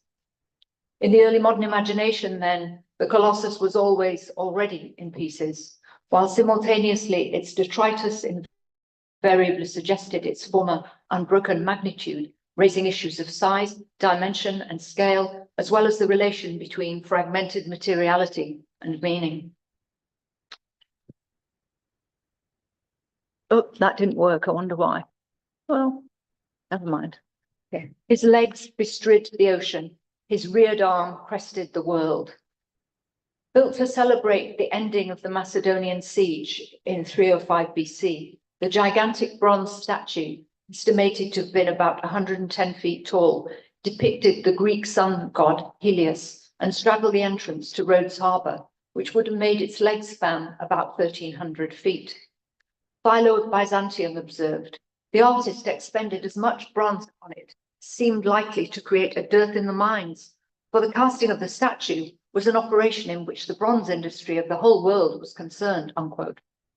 Its magnificent erected form, described in England's Parnassus 1600, that Colossus reared up in Rhodes, unquote, was described in Philemon Holland's 1601 translation of Pliny the Elder's Natural History as, quote, calling for admiration before all others, the colossal statue of the sun at Rhodes, made by Charles of Lindos, pupil of Lysippus. The statue was 7 cubits high. It is recorded that it took 12 years to complete. However, it fell victim to an earthquake in 226 BC, 56 years after its erection, as Strabo's geography records.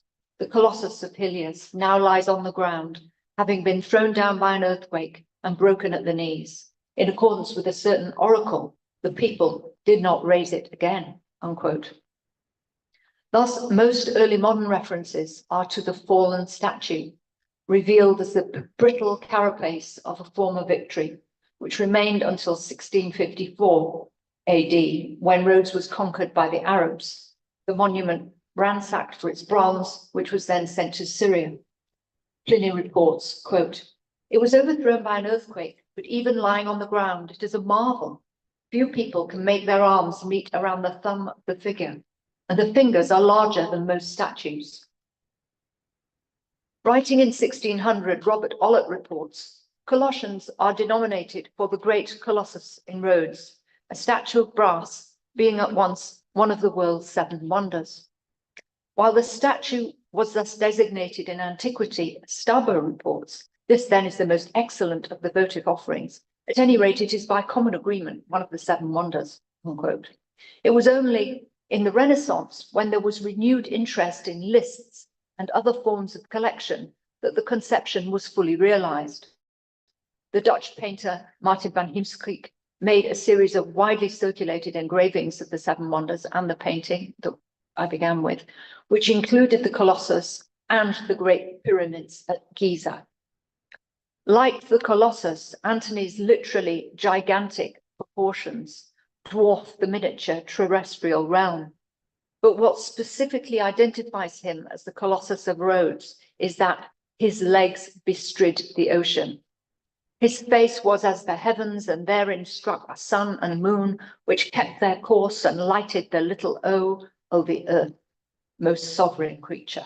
His legs bestrid the ocean, his reared arm crested the world, his voice was propertied as all the tuned spheres and that to friends, but when he meant to quail and shake the orb, he was as rattling thunder.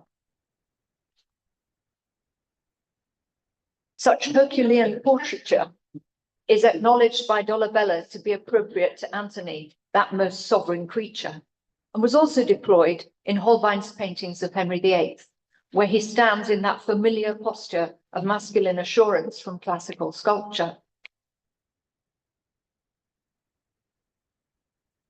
This is the Ditchley portrait. Geertz the Younger also depicts Elizabeth as a massive figure, standing astride, albeit with a modicum of feminine decorum, over and upon a map of England, in which the nation is shrunken to the dimensions of a hearthrug. In Antony and Cleopatra, such sovereign magnitude is ultimately fragile. When Octavius hears the news of Antony's death, he deploys the image of the earthquake, shattered Colossus. The breaking of so great a thing should make a greater crack. The round world should have shook lions into civil streets and citizens to their dens. The truncated second line here is 3 syllables short, suggesting a dramatic pause after the onomatopoeic crack. The round world suggests the universal and cosmic implications of Antony's demise. This connotation is to be found also in Cleopatra's eulogy on Antony. His face was as the heavens, and therein struck a sun and moon. The relationship between the gigantic sun and moon and the diminutive little o is an image which has cultural and aesthetic significance as a problem of scale. The little o, the earth, some editors opt for the extra o, creating a visual typographical analog to the relationship between the greater and the lesser. This line also refers to the proportions of physical reality that are necessarily reduced in the theatre, lacking as it must the technical capacity to convey with mimetic conviction the story it tells in any medium other than language. A fact Shakespeare acknowledges in Henry V, of course, when the lofty fields of France are crammed into this wooden O. Robert Ollert's account of the Rhodes Colossus, which I quoted from earlier, appears in Witt's Theatre of the Little World, 1600, and has further bearing on the issue of scale, as it appears in Antony and Cleopatra. Quote, "The ancient philosophers, courteous reader, have written of 2 worlds, the great and the lesser. The first is either universal, which Pliny and others have described, or particular, which is divided into heaven, called mundus archetypus, and earth, which Strabo, Pomponius Mela, and Solinius have set forth. The little world is man, so called Aristotle, for whom the greater world was made." From this perspective, Antony is at once a giant and a microcosm, but in an important sense, not a man at all, but a pillar and a monument whose superhuman scale is destined to exceed mortal limits. In the architectural dimensions of the play, Antony, triple pillar of the world, is diminished, transformed into a trumpet's fool by a triple turned whore. Interestingly, excavations on the grounds of Nonsuch Palace, one of the locations in which Shakespeare's company performed for the court, instructions for building, written in French, read troisième pilier. Antony represents then not the essential elemental humanity of Lear, the thing itself, unaccommodated man, poor, bare, balked animal, but an image of humanity on the heroic scale, exaggerated essential two-leggedness, supplemented by an extra dimension, which, since it does not seem to situate him in the sphere of 3-legged monstrosity, he is but one of the 3 pillars, must serve to locate him in the realm of the aesthetic. It was the human figure as microcosm, the cosmos in little, that was the foundation of architecture, and is alluded to again when toward the end of the play Cleopatra threatens suicide.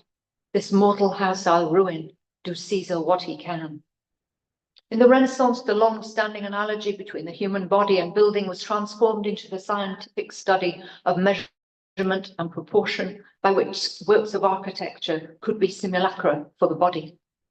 In De Architectura, Vitruvius noted that the body with outstretched limbs can describe a perfect circle or square, thus proving, quote, "the body is so perfectly proportioned that it must stand as a basis for man's constructions," unquote. Proportion and scale thus become the architectural dimensions of power. From the beginning of the play, the statuesque Antony has been identified with a former and now lost stoic impregnability. Oh, sorry, I forgot, but that's Vitruvius. Those goodly eyes that o'er the files and musters of the war have glowed like plated Mars, now bend, now turn the office and devotion of their view upon a tawny front. Antony here becomes a kind of moving statue. His eyes now bend, now turn, like the supposedly miraculous statues that were, according to Protestant propaganda at least, rigged up in Catholic churches to impress the credulous. On board Pompey's galley, the inebriated triumvirs, 3 pillars, are described from the perspective of the servants below them, are described as a massively unstable edifice of Roman power. Quote, some of their plants are so ill-rooted already, the least wind in the world will blow them down. Unquote. The high-coloured Lepidus is ready to topple. To be called into a huge sphere and not to be seen to move it are the holes where the eyes should be, which pitifully disaster the cheeks. In this complex allusion to the concentric circles of Ptolemaic astronomy, giantism here has descended from imposing classical magnitude to become comic and grotesque.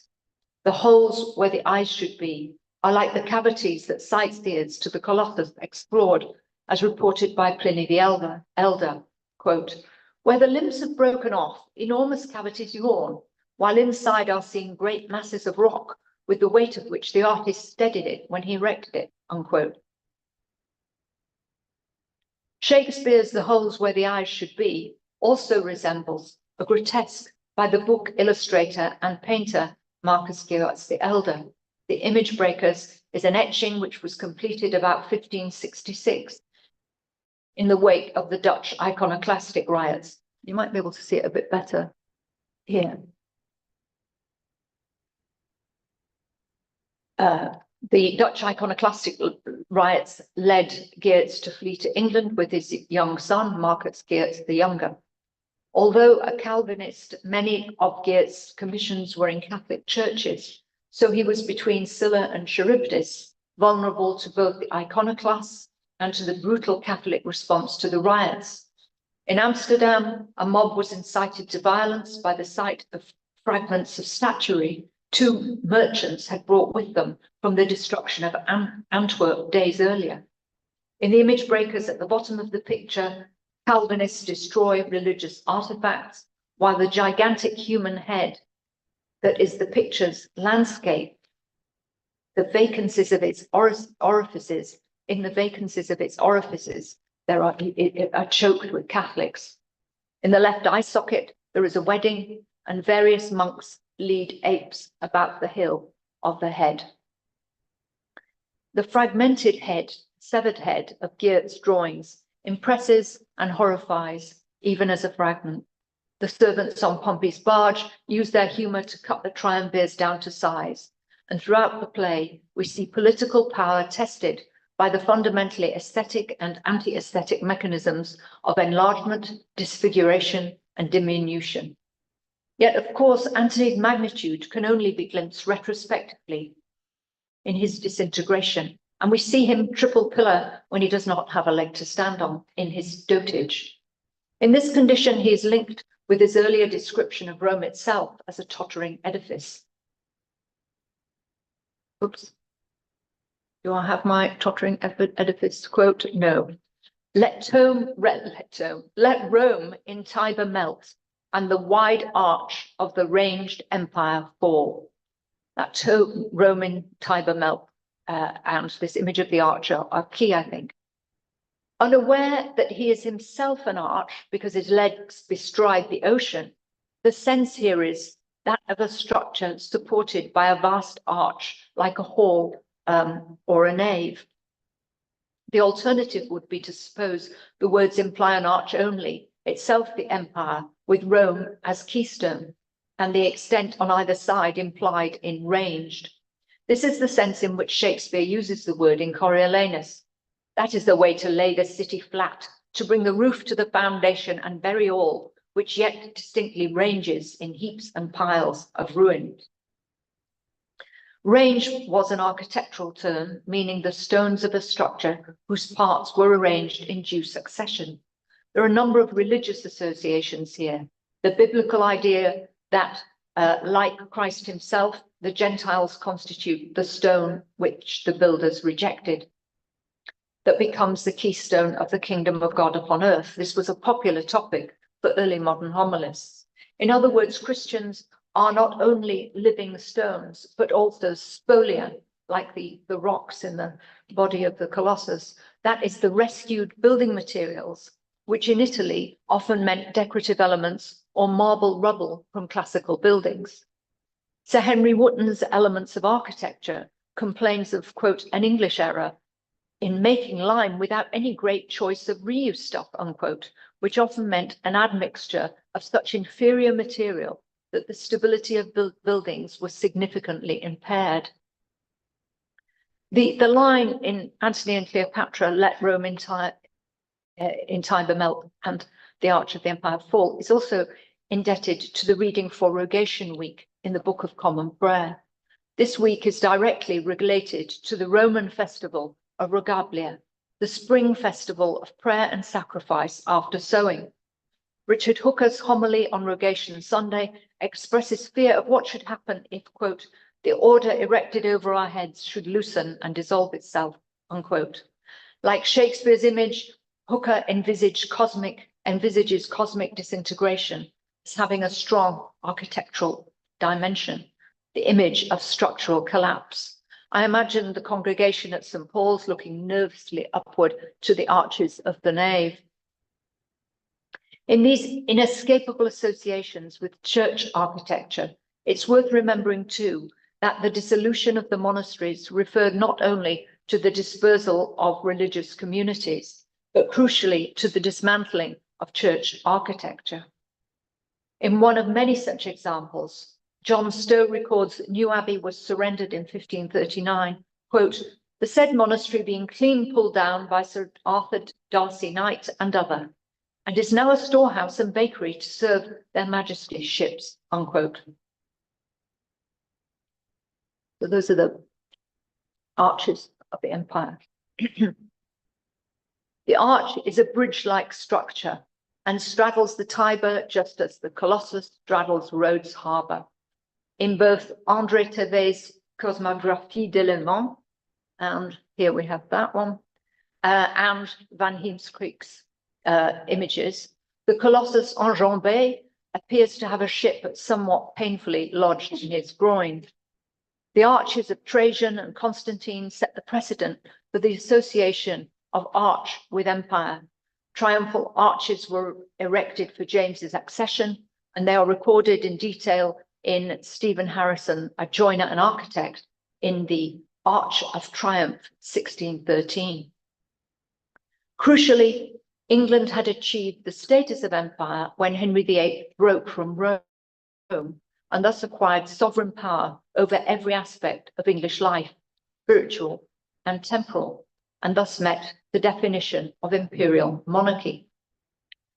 To conclude, it is of course entirely appropriate that Antony is like the Colossus, a pre-Greek Asiatic word which means statue, because as A.D. Nuttall wittily pointed out, there was a time when many Romans actually wished to be as like stone statues as possible. To be stoic is to be statue-like, impervious to emotional turbulence and the racked condition of being human. In contrast to Antony, Egypt's monuments, the pyramids, are the scene of Cleopatra's love affair, but they are never identified with her. It is Antony alone who occupies the realms of art and architecture, and his identification with the Colossus conforms to Shakespeare's renditions of visual art more generally, I would argue, which are preoccupied with the partial and the fragmentary. Like the many damaged, dispersed, and potentially impaired artifacts in the plays and poems, Shakespeare's depiction of Antony shows that the power of images, scattered, splintered, broken, ripped, reveals itself most fully in the energy of fragmentation. Thank you.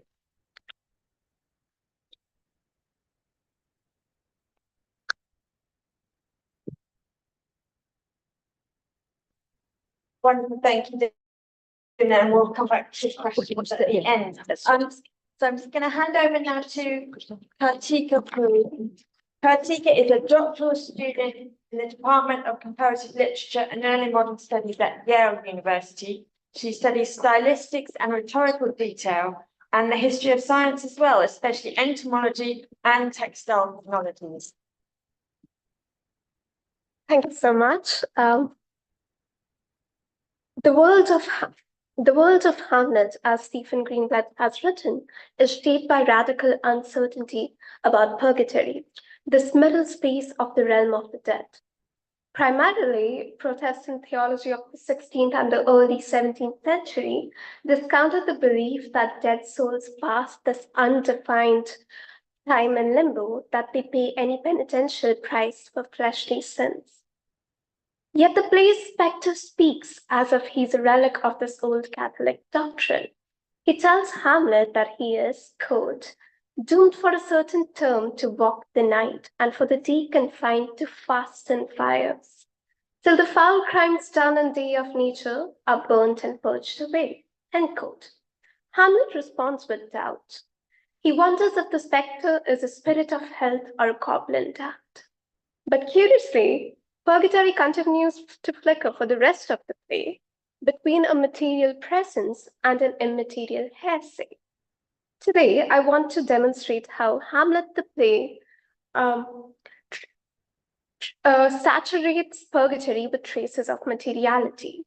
Yet, far from confirming purgatory's material reality, these traces work to discredit the doctrine, pointing us away from a seemingly transcendental concept to an altogether more mundane materiality in a way that is entirely typical of the play.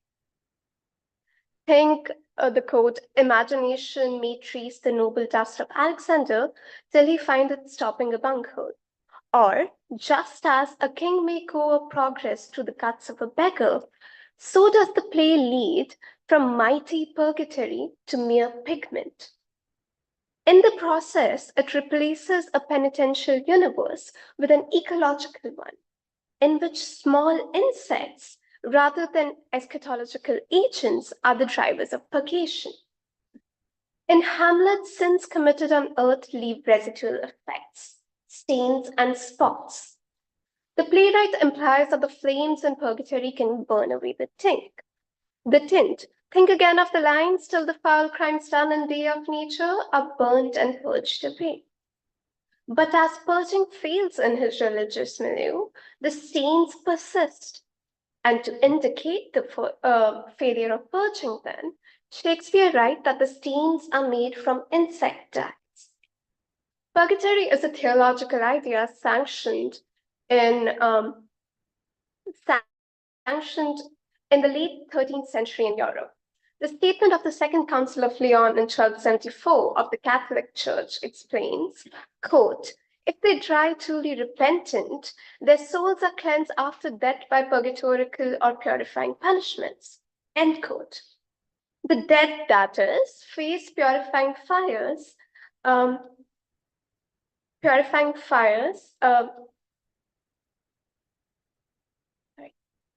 you.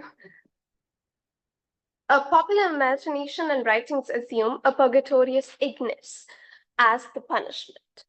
The council, however, made no mention of purgatory as containing fire. Fire is also absent in declarations by the councils of Florence, that's 1431 to 1449, and of Trent, 1545 to 1563. Yet for the people, there is speculation based on scripture. Thou hast proved my heart, sings the psalmist, and visited it by night. Thou hast tried me by fire. In Hamlet, Shakespeare analogizes the purging fire to pyrotechny and alchemy, the traditions associated with laboratory processes and chemical color changes.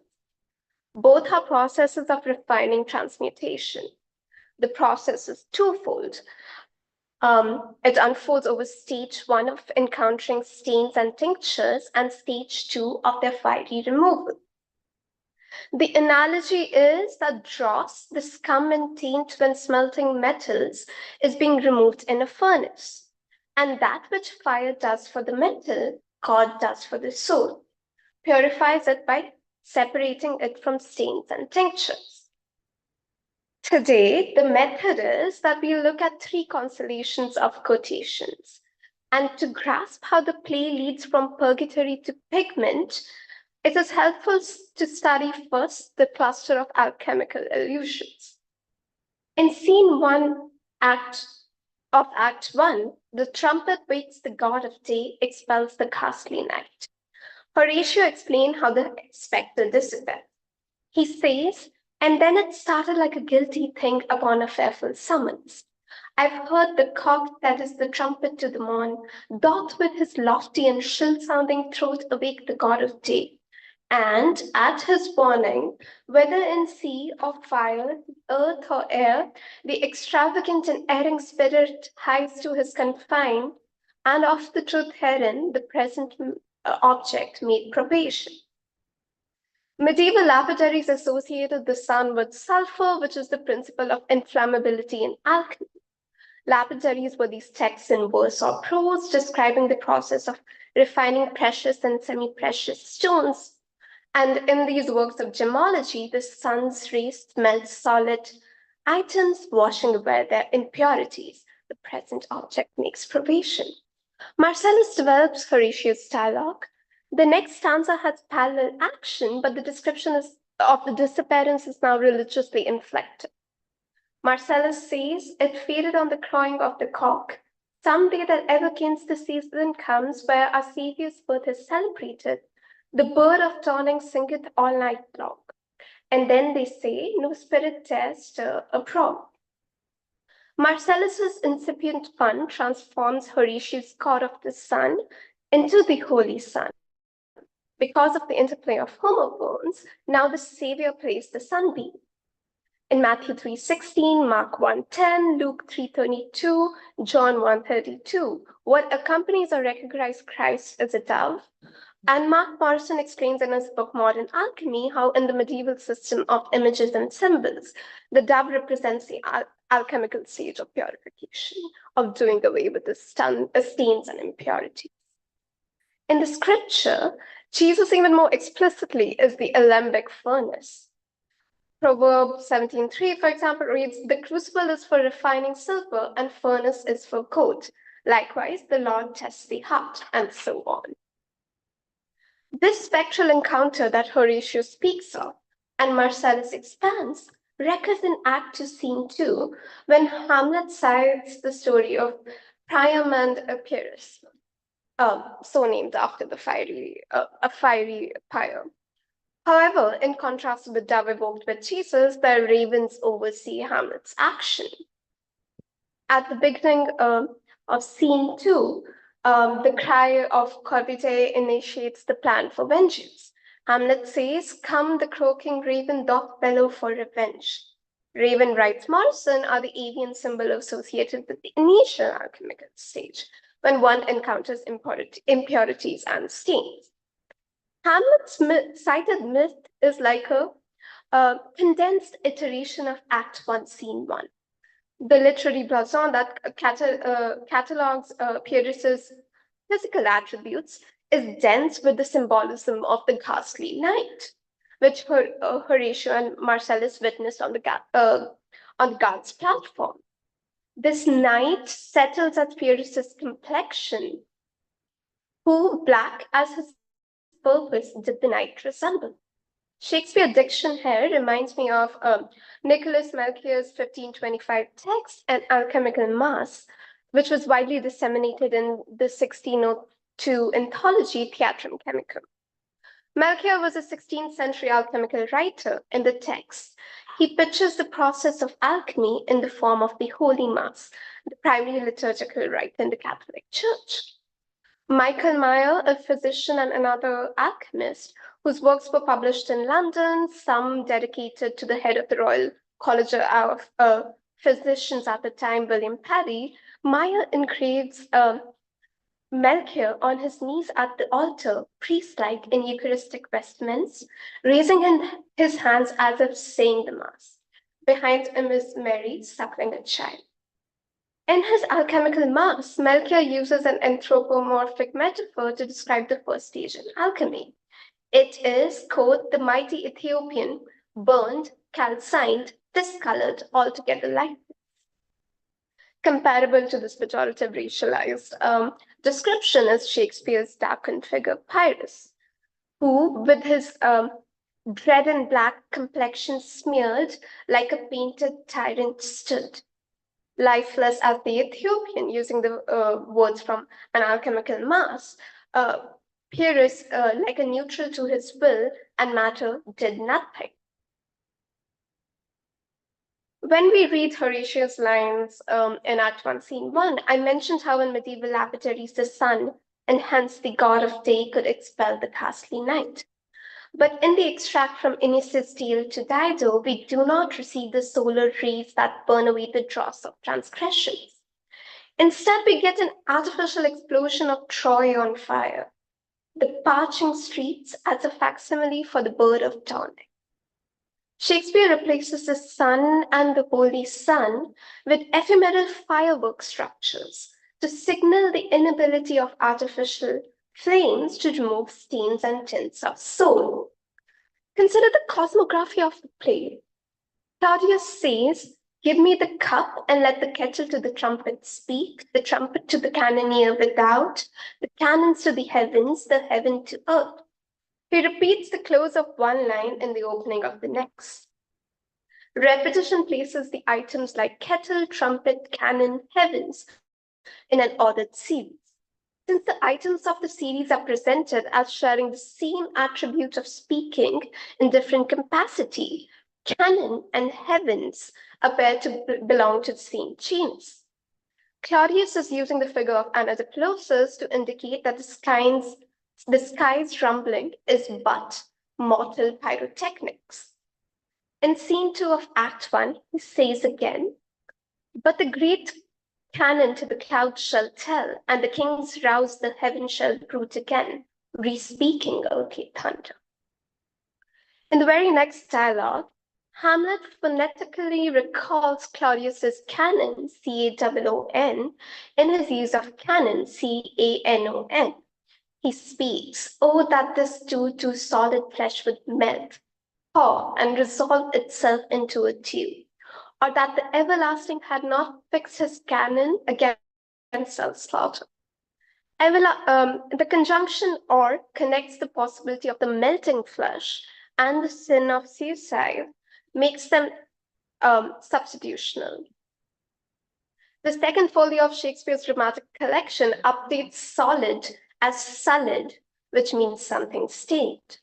This update and Hamlet's echo of Claudius allows the canon, C-A-N-N-O-N, to expose a body to fire and highlight to vaporous dew, which would calcine sin stains.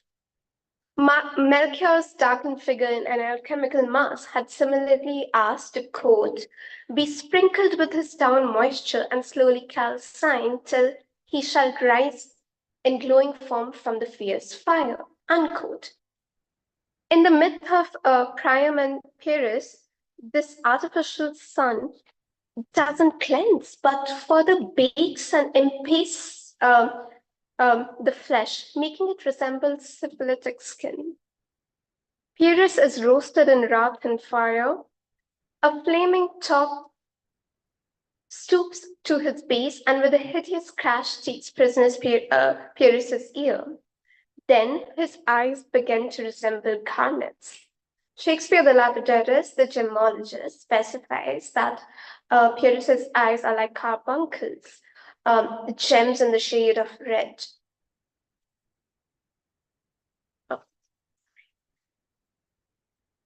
Even Pyrrhus's armor, made of interlocking steel rings and plates of vast metal, is not gilded. Rather, the playwright writes that his surcoat is horridly tricked with blood of fathers, mothers, daughters, son. Tricked is a method for indicating the tinctures, the colors used in coats of arms. Here, the hue of blood indicates gules, the heraldic tincture with the color red. In the story of Priam and Pyrrhus, purging fails, the red stains persist. In Scene 4 of Act 3, what Gertrude says to Hamlet evokes her readings of Pyrrhus.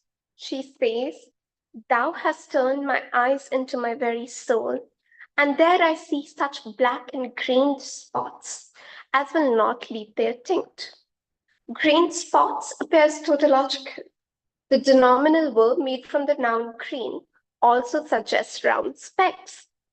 Perhaps the playwright is phrasing something like spotted spots to emphasize the clothes pattern, but this quality of size and shape does not match the predicate in line 92. Leaving tint is a chromic phenomenon. It would be a category mistake to think that a spot's roundness, its rotundity, could become discolored. Rather, etymology tells us that in the early modern period, the word had a specialized use in textile manufacturing, where many Western European languages call the dye stuff grain. The dye is a rich red, a crimson. Dye is extracted from the dried pregnant body of small scale insects called kermes. These females produce pigmented carminic acid to deter predators. Alive, the insects are about the shape and size of a pea. They cling immobile to the evergreen oaks whose sap they feed on, and so attached, they appear like the seed or the excrescence of the host tree, and for that reason were assumed to be not a different organism, but the tree's grain. This fact gave the distaff its common English name. Like Pyrrhus's arm, where the surcoat is colored in blood red, grain, writes Pliny in Natural History, is the dye reserved for the military costumes of generals. Scarlet garments dyed with kermes are also mentioned in the Old Testament. The Hebrew word for the dye is talat shiny, or the worm that shines. Consider the crimson worm of Psalm 22, or the introductory oracles about purging Jerusalem in Isaiah 1:18. Come now and let us reason together, said the Lord. Though your sins be as scarlet, they shall be as white as snow. Though they be red like crimson, they shall be as wool. What Jehovah promises is that the sin of the past, deep dyed in green as it might be, can be restored to its original undyed whiteness.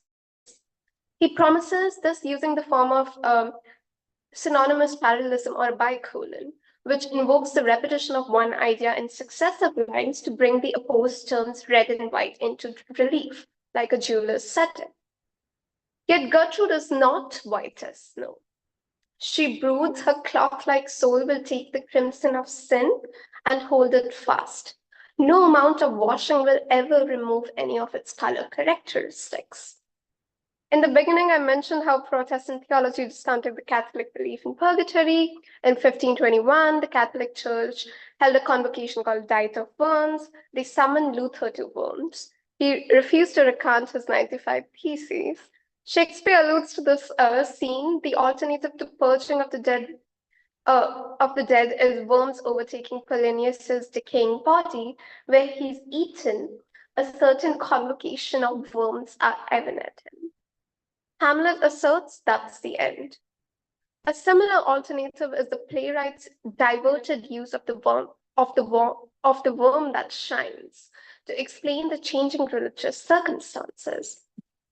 And in fact, Vindice in Thomas Middleton's Revenger's Tragedy uses fastness properties to boast the lasting power of his schemes. This in grey, I warrant it holds colour. In Act 1, Scene 5 of Shakespeare's Twelfth Night, grain is the grammatical agent that carries the action of the verb endure, which means to sustain, to remain without yielding. This in grey, sir, endure wind and weather. In Plato's Republic, Socrates directly relates textile manufacturing to conservation. He and Glaucon are starting brave soldiers, and he mentioned another type of red dye insect to speak of their bravery. Shakespeare similarly imposes the sartorial idea of continuing to exist or having an effect for a long time on sins to foreground the failure of purging. As the universe of Hamlet repeatedly points us from a seemingly transcendental concept to an altogether more mundane materiality, here color fastness conservation of dye replaces heaven's eternity, and small insects replace things. Thank you.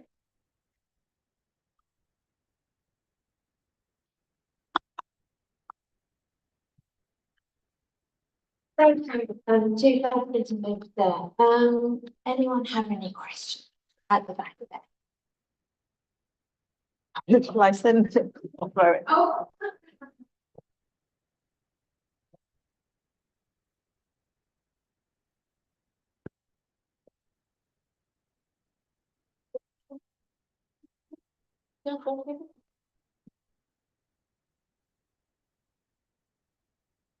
Thank you both for your papers. That was another really interesting session.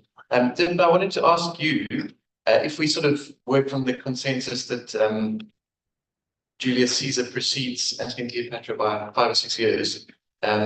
What are the implications of your reading of the colossal imagery?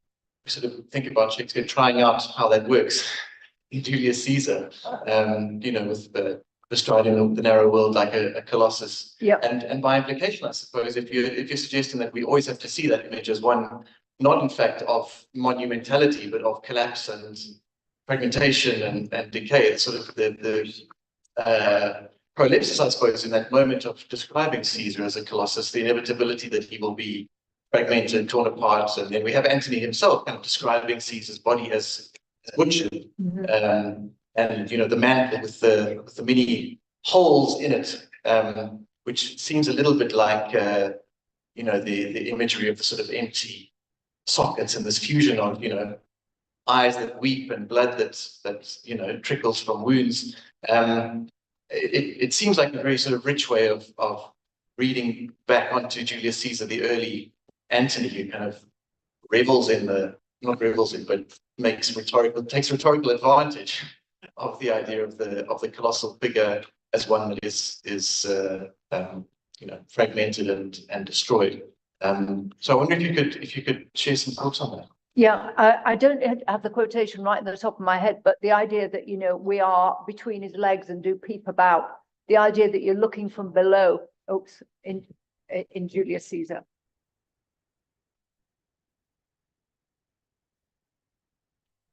Oh, it's on. Okay, so the you know, in Julius Caesar, it's clearly that you're looking from below and, you know, peeping about this magnitude. If somebody can remember the quotation completely, that would be wonderful. But it's very much like it's, you know, like boys who are, you know, between the legs of this great statue. And it's actually very that passage, I'm absolutely sure, is that Shakespeare derived it from one of the Lord Mayor's plays, where the effigies of giants were used in ceremonial procession to celebrate London every year. And giants have a really important part in, you know, the history of Londinium, because when Brutus came to found the city, there was a race of giants, and in fact, 2 of them stood outside City Hall, and they are still carried in effigy. Gog Magog, and what's the other one called? And Cornelius. They're the 2 sort of giants of London, and they're paper giants. And there are accounts of boys, you know, trying to get under these giants and see who's really there and carrying them around. So I'm sure that image in Julius Caesar is from there, and it's thinking about civic power in London as well as civic power in Rome. And I think the key connection is this matter of perspective. When the servants in Antony and Cleopatra consider the drunken triumvirs, you know, they're looking from below with a critical eye, and the boys are also demystifying giantism. And you know, and there's another wonderful account of James coming through the country, and he gets afraid because he sees giants at a distance, but it turns out to be a group of fellas on stilts. Who are poor petitioners, you know, who come and do obeisance to the king, and it's all fine. But it's this, because they were far off, and so they looked like giants. This business about perspective and distance, and whether you look from above or below, from near or far. I mean, I think that Shakespeare has that visual, those visual dimensions perpetually in mind, and that they structure art and power, you know, on every kind of level. So that's how I was thinking about it. You, anything? Have you sound like you've thought about it quite a bit? Yeah, okay. Yeah, but this sense that, you know, we're like boys, we just peep about these great figures.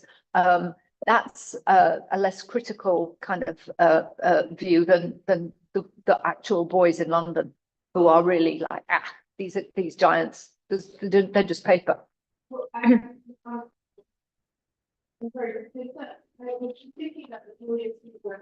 And that, you know, it's very critical because, I mean, I'm just simply saying that Cassius is there, telling Brutus, you know, how dangerous Caesar is going to be. Yeah.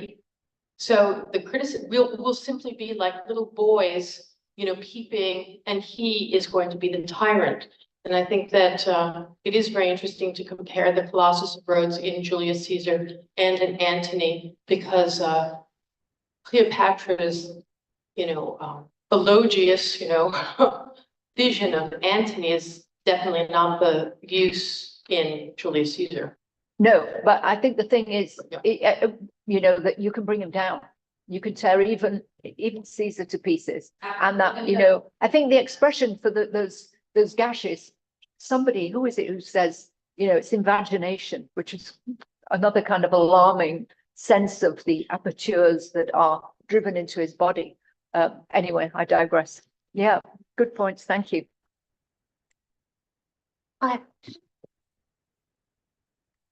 Dima, one thing that really struck me, which I haven't thought about before, was this idea of people dying when their hearts crack.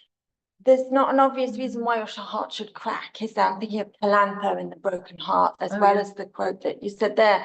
And I wonder if, you know, your idea of the kind of architectural nature of man and man as the basis for architecture, if that's a kind of the sound of a building just before it collapses. It just seemed really suggestive to me. Yeah, and I think they had a lot of experience of buildings collapses, from what Wootton says, and from, you know, knowing about destruction, and from all the, you know, the legal things in London about wooden buildings. So with fire that they crack and collapse. So and the kind of heart being, in a sense, the, you know, the center of the Vitruvian image of, you know, human building of the body or whatever. Yeah. I'm sorry. No worries. Oh, I'm so sorry. No, it's not. Okay. I hope you could hear me anyway. I was thinking, listening to this very interesting point that, well, Caesar may collapse and Antony may collapse, but Rome is nowhere near collapsing, and the audience obviously knew it. It's exactly the reverse, which goes with what you were saying, the relation between what is very fragile or small from a certain point of view also represents something which is much mightier and large. It's the beginning of the greatness of Rome. But also in the long, it's because you're speaking about in terms of architecture. Yeah. In the long scheme of things, I guess, you know, Roman power has diminished. And there is this kind of recovery in Rome of monumental statues. I mean, during the period that Shakespeare's writing, which I think is interesting, that depends what point of history you look at as to whether you think things are built up rather than thrown down. And invariably, you know, I think as Robert Maiola has shown, whenever you mention Rome in the classical sense, invariably people think about Rome in the other sense. And that this break from Rome that Henry effects, this fragmentation of England that gives it imperial status, that it's precisely this break that endows it with this grandiose. It's a bit like Brexit, which was also a disaster. So, you know, well, yes, let's not get into that. But yeah, I think it's really very interesting that the way that the English are looking at classical magnitude, political, artistic, aesthetic, and, you know, always considering themselves in relation to it as either an attenuated or diminished form, but with aspirations of, you know, achieving this grandeur. You know, I'm thinking about Ovid and Shakespeare and Mears and all those kinds of things you get in the literary scheme of things too. Yeah. But Rome, always big, always in the past. You know, so there's always that image of magnitude, and potentially when it gets inflected with Catholicism, monstrosity of the whore of Babylon, you know, there's that too. Was still the imperial Rome was not even built yet. No, that's right. But I meant. Oh, yeah, no, it's in the near future. Yeah, and it still remains. Yeah.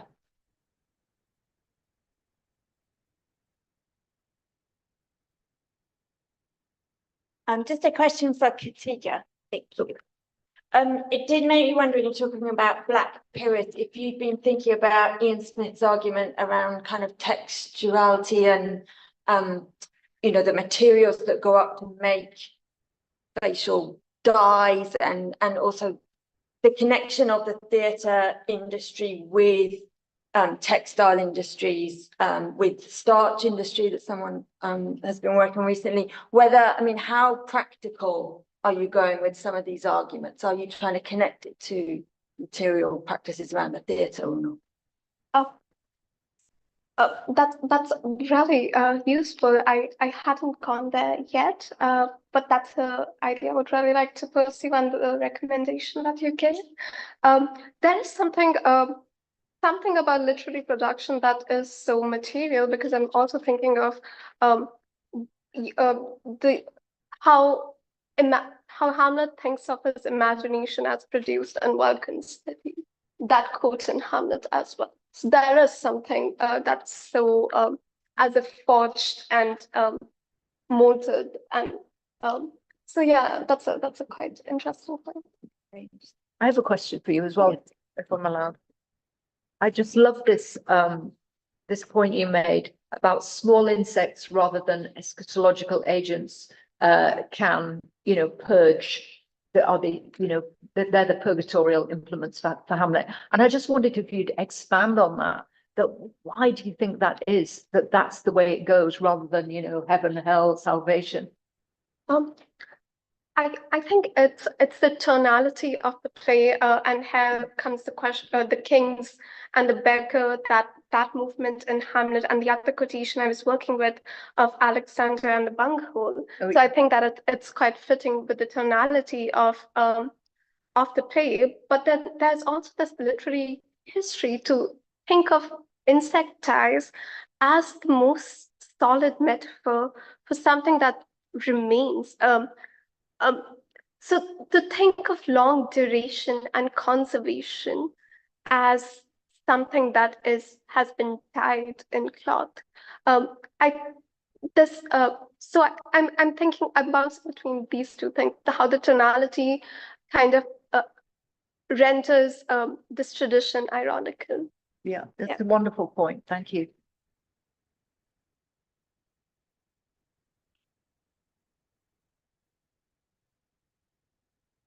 I had a question about tricked the house. Yes. And I didn't quite hear what you were saying about that. I was wondering if you could come back to that point, because we've been speaking about tricks and devices, but I didn't know if it was any sort of, or if it was tricked in another sense in the quote. Yes, tricked as a method for indicating the tinctures, the shades, the dyes used when making a coat of arms. So that process is referred as tricking of the surcoat. Right, thank you.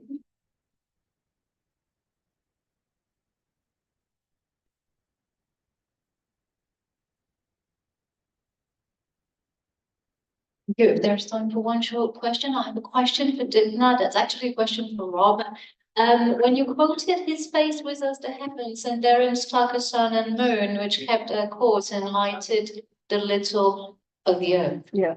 And where, I mean, the emendation that adds an extra O makes the line extra metrical. Yeah. If you add to it Dolabella's most sovereign creature, which interrupts Cleopatra. So I was wondering in terms of the aesthetics of fragmentation, which you started with, as opposed to that of the detail, because the detail is still part of the whole, for you, whereas the fragment is a lost part, is a part of a lost whole. So I was wondering how you would link your analysis of fragments and details to this particular passage about that extra metrical emendation of O, shortened form of O, for referring to the wooden. Yeah, I mean, it's an editorial choice, but I think it raises all the things that you just said. I think all of those possibilities are in play. I also, I guess the OO, you know, it's the, as we learned yesterday, it's the sound of tragedy. So I think that that's in part why it's relevant in there. And I think this business about dimension is really significant. So that if you're a reader, I don't know how it would play in the theatre. I'm also interested in the truncated line, you know, of crack. I think that's also kind of interesting. But there's another form when you talked about the fragment. I love this. The fragment is something that's a broken off part, but not necessarily. Sometimes, you know, a fragment in modernity, in Knocklin's art historical view, the fragment is a whole that's had something knocked off it rather than part that's taken from a whole. And then there's another concept in the Renaissance, which is the non finito, which is something that's unfinished, which is a kind of a fragment. And I think the thing about, and I, you know, I was thinking there with Hermione, like, oh, even Hermione, big statue, but the paint's not dry. She's non finito. But with the O's, there is a sort of completion in the word, in the syllable. And so if you repeat it, you insist upon that plenitude, that lack of being fragmented, if you like. Does that make any sense? I'm just BSing off the top of my head on that one, but let's give it a go. Yeah. Yeah, we should probably end it there, but thank you so much to our speakers. Lots of details to follow up.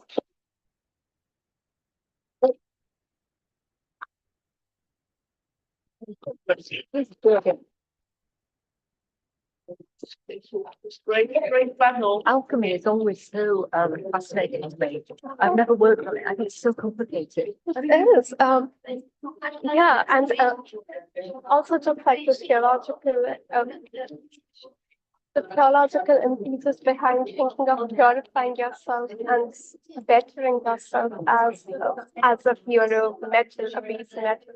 I was thinking about me with thistle, and I shall be made pleased as well. Yes. There are all those sort of weird things. Yeah. I hate to do this because it's, but I have a chapter that might be of interest to my last book on specifically being tincture and being tainted in Hamlet, Republicus, and Comedy of Errors, because there's a great moment in Comedy of Errors when Adriana says, you know, she thinks her husband was cheating on her, it's the wrong guy, but she says, if